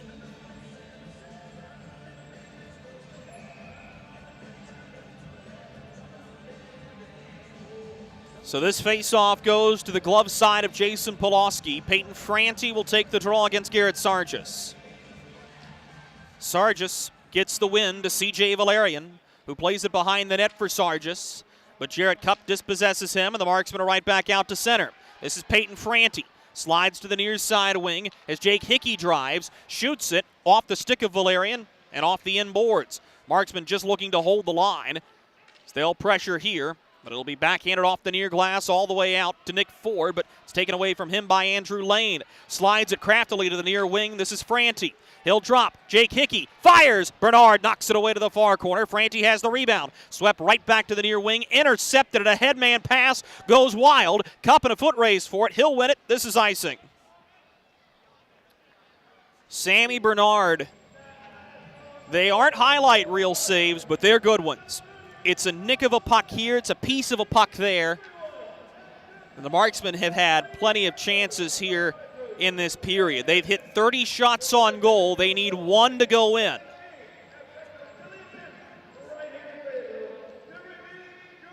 Face-off will be taken by Glover with Biesinger and Best on the flanks of him. Cup with Andrew Lane, the defensive pairing. Marksmen win it. Biesinger backhands to Jarrett Cupp at the top of the near circle. Sends into the near side corner. This is Drake Glover, the center. Looks to push it in front for Best, and the puck's knocked away to Nick Ford on the far side boards. Ford trying to get it out and does as he skates away from pressure from Drake Glover and will dump it in. This has been Roanoke's game all third period. They have not created any offense as the Marksmen have turned on the Jets here. They just can't find a way to score. Andrew Lane hangs onto the puck, watched by Nick DeVito. His pass is to the wrong side of Biesinger. He's unable to catch it cleanly, and Bryce Martin will drive to the red line, unable to get a clear dump in, so Jarrett Cupp will skate it back up ice. Cupp runs into Best, clearing the puck into the attacking end. Rail Yard Dogs will settle behind of Sammy Bernard. To the far side corner, here comes Roanoke. This is Vela. Sidesteps his man and is into attacking ice, but quickly separated from the puck by Don Oliveri. Oliveri will have the puck for the Marksmen. Breaks it out up the near side, boards off the stick of FX Girard. Jared Vroman will dump it in. Pulaski out of his net to play the puck. He'll drop it for Mark Wilson, who will hang on to this one. Wilson peering up ice. Nenadal wants to force him off the far side post. Instead, he's going to zip it all the way up as this one handcuffs FX Girard. He may have broken his stick on the play as he dropped it and will get off for a change. No icing, though. May have felt a crack in the blade as it looks to be a mostly intact stick down there, lying just in front of the glass. You can barely see it in frame at the bottom of your screen. Brought ahead by Vroman, gains the red line and dumps it in behind the net. It's a round of Pulaski as we go under 5 minutes to go in this third period. In the far side corner, the Marksmen will skate it out. Harvey pushes to the near wing for Jake Hickey. Makes a move around his man on a fantastic play. Hickey to the near side corner, centers off the paddle of Sammy Bernard as Broman tries to get this puck out. Travis Broman skating up ice ahead of the red line, splits the defense, but he lost the puck. Defensive stick by Harvey handcuffs him. Now Broman fires off of a stick high and wide. 4:10 to go in the third period. To the point, Armstrong with a long shot that's deflected into the far side corner by Jason Pulaski. The Marksman will get to it, but unable to hold the puck. Roanoke sweeps across the blue line. This is Armstrong. Dumps it into the near side corner. So the Rail Yard Dogs will take possession. Held on to by Sargis as he'll feed Armstrong. Long shot through traffic. Pulaski with a save. Rebound still loose. The Marksmen get it to the near boards, but not out. Marksmen laboring. This is Armstrong. He fires. Blocked in the traffic on the way through and pitchforked out. This will not reach the goal line. No icing, but the Rail Yard Dogs will have a chance to come right back into attacking ice. They'll bounce this one in onto Pulaski. He'll catch it and he'll hold. 3:27 to go in the third period. Final media timeout. We go down the stretch after this. Baby, we have spiders on every corner outside our house. Okay, I'll call someone to take care of it. Baby, we have fire ants all over the yard. Alrighty, I'll call someone else to take care of that. Baby, these mosquitoes, you have got to go. Here we go again. One call to St. Peter Pest Control provides all these services. Total pest protection for one low monthly payment. At St. Peter Pest Control, we send all your bugs to see St. Peter.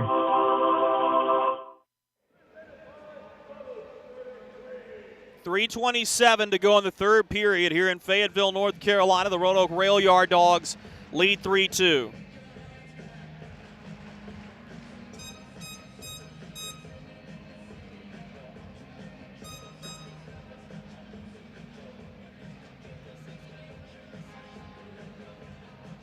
Marksmen trying to win their 7th straight in the series over the Roanoke Rail Yard Dogs.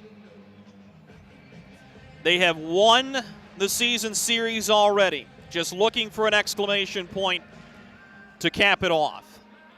Roanoke does not have a win over the Marksmen since January 14th. That was in this building. Since then, the Marksmen have reeled off 6 straight. Sun getting low for the Marksmen. The puck is pinned on the end wall. One free. Fayetteville will try to break it out up the far sideboards. This puck bounces out to center. Best unable to get to it. So the Marksmen will punch it up ice. Glover will go to chase Jared Vroman. Pulaski stuck in his goal crease for now as Vroman shoots it up the far boards. Andrew Lane is there to take it. We'll keep an eye on Pulaski when the time comes. Only a 1-goal game right now. Up the far board, Stubbs wants to start a rush. Biesinger took the puck away and promptly will turn it back where it'll be dumped in by Fayetteville's Jarrett Cupp. Jared Vroman will go back to retrieve it. Plays it off the far side glass as Miles Harvey will have it. Harvey Slides it up ice. Here come the Marksmen. Drop to Cup at the top of the near face-off circle. His wrist shot blocked by Bryce Martin. That stung him. Martin fighting through the pain to get back in the play. As Glover will push it for Taylor Best. His shot through traffic, tipped off Bernard and into the near corner again. Peyton Franti jockeying for position. Spolowski stands between the hash marks. We've got a delayed penalty upcoming. And who's it going to go against? It's a high sticking call. Or was it a puck played with a high stick? That's what it was. So a puck played with a high stick will stay at 5 aside with 2:10 to go in the third period. Speed for Hickey down the far side boards, dumping it all the way around the dasher. Harvey trying to hold the line against Valerian. He cannot. Roanoke has it. This is Vela down the near side wing. Got away from one man but lost the puck. The Marksmen have it. This is Miles Harvey lumbering up ice as Pulaski jets to the bench. 6-on-5 for the remainder of this one. Harvey coughs up the puck to Vito, slides it into the middle, but it hopped over the stick of Brady Hepner. Now the Marksman with a chance down the far wing. Here's a wrister by Hickey that's just wide. Taylor Best throws it back toward the net front, caught by Bernard, and he'll get the pause. 1 minute and 38 seconds to go in the third period. Net empty for the Marksmen. Corey Melkert is going to use his timeout. So let's put this game on reset. Roanoke opens up the scoring in the first period. Travis Armstrong with a seeing eye wrist shot from the far side corner to hit 40 points for the first time in his career. Roanoke in the second would take a 2-0 lead as Nick DeVito puts the puck in the back of the net, but the Marksmen would answer. Jarrett Cupp gets the feed from Peyton Franti and scores. That goal came 10:51 into the second period, and Drake Glover would tie it on the power play just 3 minutes later. But 15:33 into the frame, Mac Jansen collects on a feed and one-times it over the outstretched pad of Jason Pulaski. That's where we stand. Jansen with that goal set the Roanoke single-season record for points. It may be the one that delivers the Rail Yard Dogs to the promised land of finally beating the Fayetteville Marksmen later on in springtime. Here's a long drive. Score!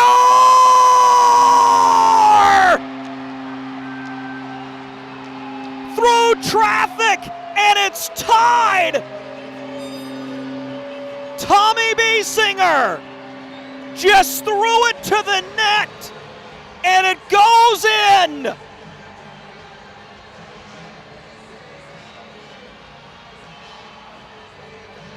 Unbelievable.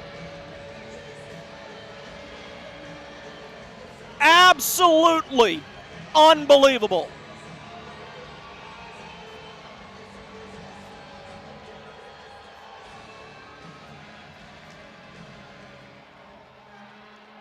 The goal comes with 90 seconds to go in the hockey game, and we're knotted up 3-3. This puck is out at center ice. Harvey sweeps it across, and the Marksman will dump it in. Tommy Biesinger with a huge marker, and the Marksmen are looking for more right behind Sammy Bernard.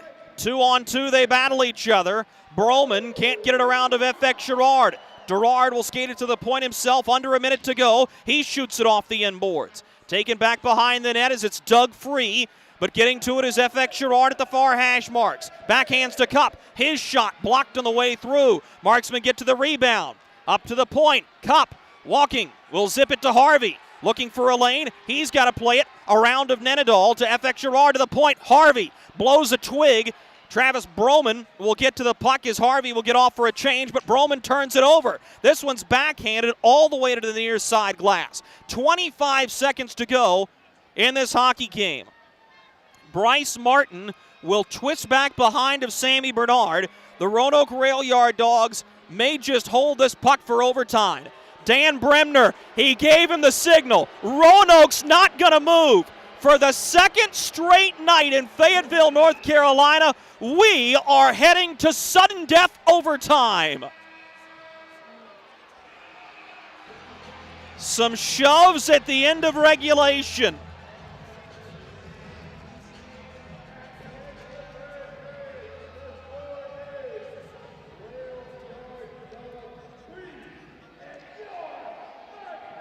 Let's pause for a minute.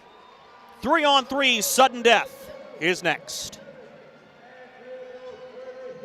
Hey, you. Are you hearing this but not seeing this? You can change that. Follow along with the entire season of Fayetteville Marksmen hockey on Hockey TV. Visit hockeytv.com/subscriptions and get the SPHL TV package to watch every single Fayetteville Marksmen road game this year. That's hockeytv.com/subscriptions. Experience the thrill of being a Fayetteville Marksmen season ticket holder and all the benefits that come along with it, including your same great seat for 28 or 14 home games, exclusive season ticket member events, and an opportunity to enjoy discounts on food and beverage and merchandise at the Crown Coliseum. Skate to marksmanhockey.com/season tickets to learn more.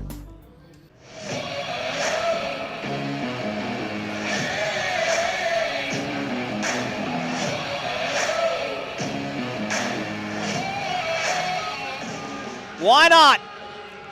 Regulation is not enough. We'll go to sudden death overtime here in Fayetteville. Garrett Sargis wins the draw, sends it in front. The one-timer knocked away by Pulaski into the near side corner. Stubbs sets up Sargis, his one-timer, punched out by Pulaski, and Tommy Biesinger is going to get the rebound. Backhands up the near side boards for Jake Hickey. He's going to settle the pace of play. Biesinger drives down the near side boards, finds Oliveri, saucers in front for Hickey, looking for a lane. Oliveri turning with it. Between the face-off circles, shoots it off of his shin pad. Biesinger will corral the rebound, and he'll punch it into the near side corner. Line change coming for the Marksmen, as this will be pushed up to Garrett Sargis. Double teamed as Oliveri will try to find him. Instead, it's Travis Armstrong to take the puck. Armstrong in the far side corner, chased behind the net, will backhand all the way around the dasher. It goes wide of Nick Ford, and he'll have to retreat into his own end to grab possession and hang on. Ford up the far boards, he'll bring it. Having a probe, looking toward DeVito. He shucks off his man, and Nick Ford, just content to hold this puck, will finally play it across to Matt O'Day, who will have to retreat back to center. This is what Roanoke likes to do. They will use the whole ice to regroup.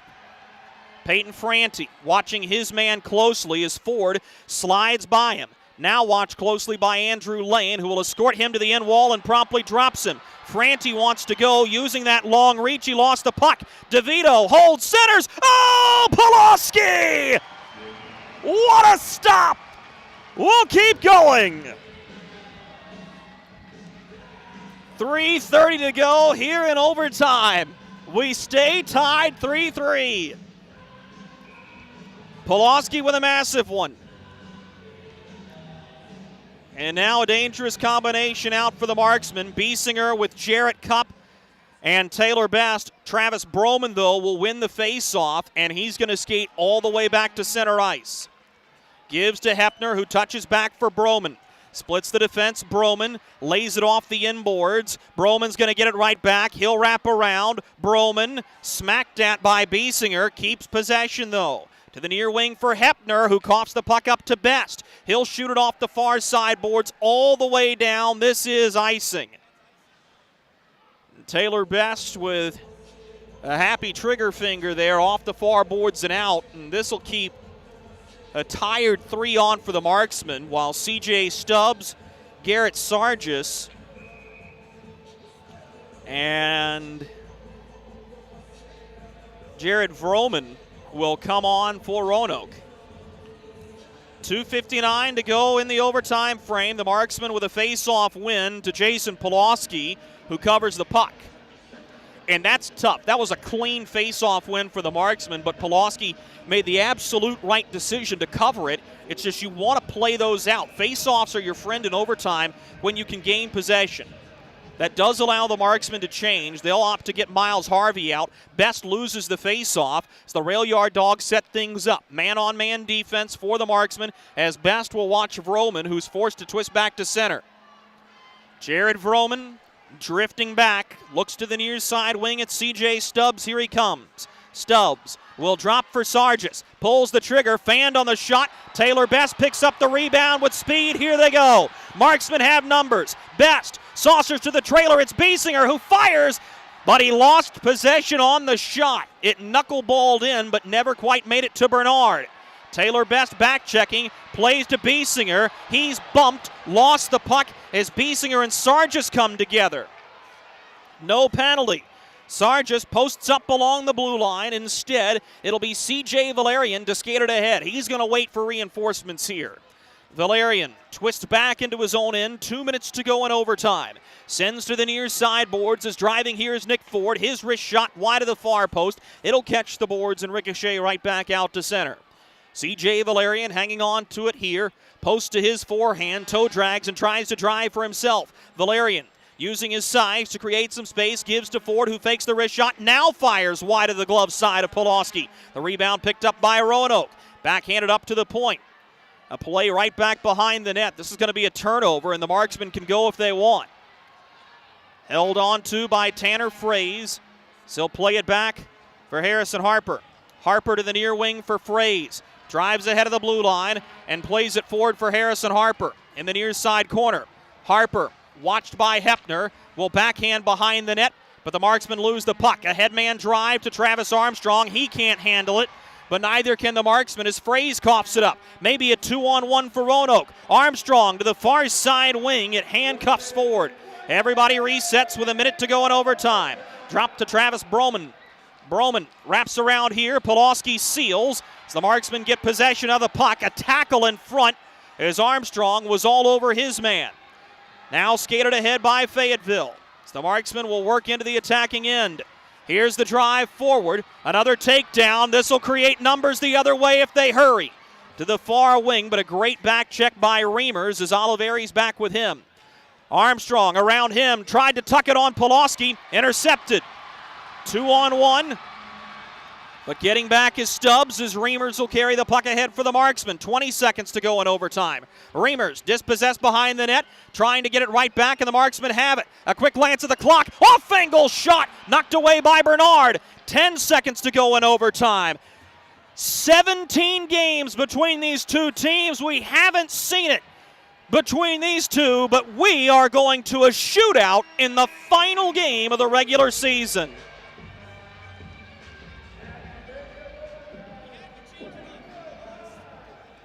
It took 17 tries. The breakaway competition will determine the bonus point. What a thriller. With the point the Marksmen gain, they will at least have to wait for Peoria and Vermilion County to end to determine a playoff opponent. If the Marksmen win the shootout, they'll have to watch both games.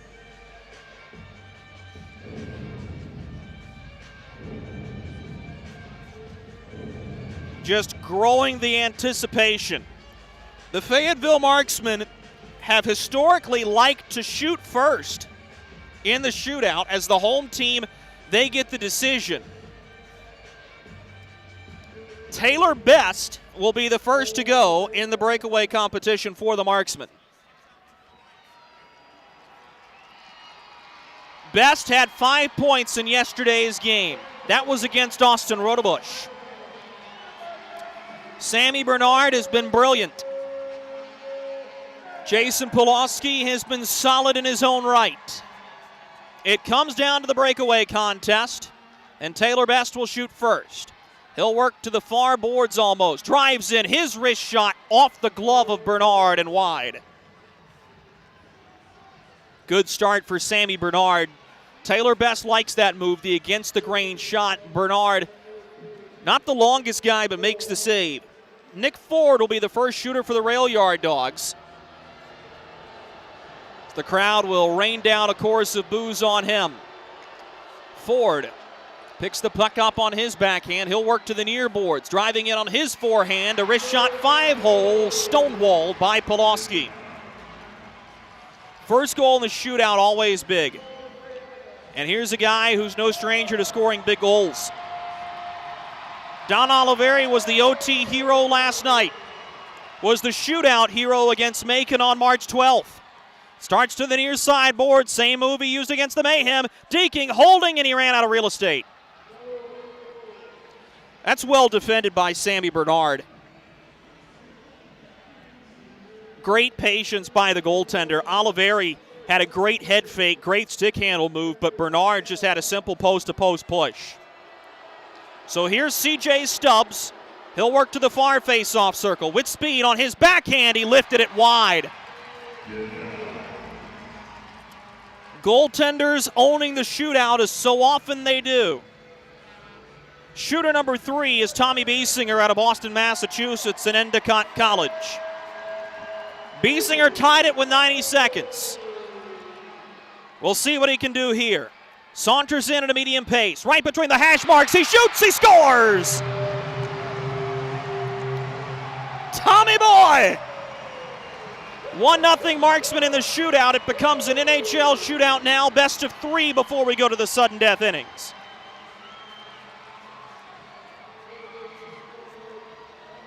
What a release. Short side over the blocker of Bernard. Here's Travis Broman. He's done a lot all night, looking to keep it going on his backhand. Pulaski says no. The Marksmen can put the squeeze on with a goal here. It's Drake Glover. Had the power play marker that tied the game in the second. Out of Anchorage, Alaska. Here's Glover between the face-off circles. He rang it off the near side post. Had Bernard beat, and the iron is unkind. So we guarantee we'll go to the 5th inning of the shootout. As the Rail Yard Dogs need one, it's Garrett Sargis. Journeyman with a lot of hockey behind him. In his 13th game as a Rail Yard Dog, he lifts it over the crossbar. And the Marksmen will have 2 shots to win it. A goal here ends the hockey game. If not, we will go to the bottom of the 5th inning. It's Harrison Harper. No goals all season in normal play. He can send us home here. Fires, caught by Bernard. So the Rail Yard Dogs are down to their last strike. Jeff Jones, 50 points on the season. The longtime Rail Yard Dog will go against Jason Pulaski.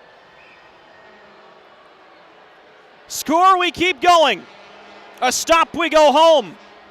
Jeff Jones to keep the regular season going. Deeks holds, lifts, Pulaski says no, and the Marksmen win again.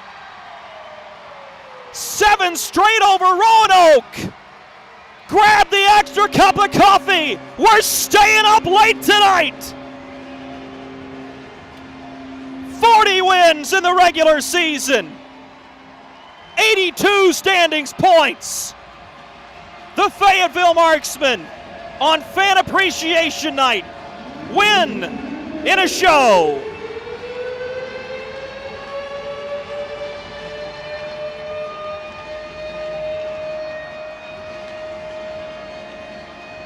Jason Pulaski pumping up the crowd. And the Fayetteville Marksmen come away victorious. We'll put another heart-stopping game on reset for you right after this.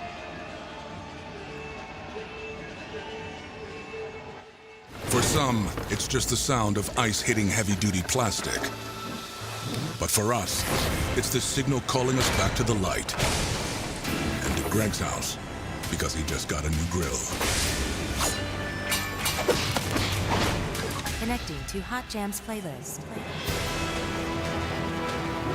Welcome back, Bud Light legends. It's time to take summer by the coolers. Hey you. Are you hearing this but not seeing this? You can change that. Follow along with the entire season of Fayetteville Marksmen hockey on Hockey TV.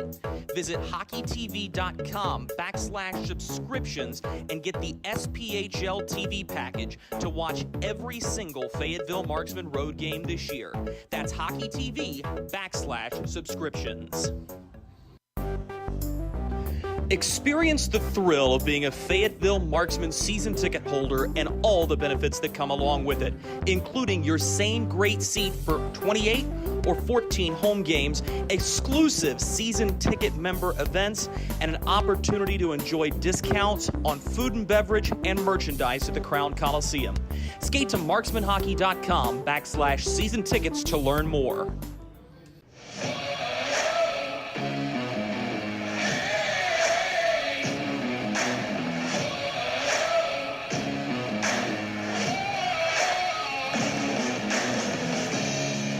The Fayetteville Marksmen end the regular season in the most thrilling fashion with their 7th straight win over the Roanoke Rail Yard Dawgs. This one was an absolute dandy. And the Marksmen, against all odds, come from behind again. Their 11th win on the season against the Rail Yard Dawgs. And this one was a beauty. Roanoke opened the scoring way back late in the first period. Travis Armstrong, the goal scorer. That made it 1-0. We would have to wait till halfway through the second period to get our second goal of the game. It was Roanoke again, and it looked like the Rail Yard Dawgs may be well on their way to finally breaking the streak. But the Marksmen are able to fight back. A huge goal comes from Jarrett Cupp right on the near side goal post. And the Marksmen did not look back from that point on. Peyton Franti finding Cupp, and then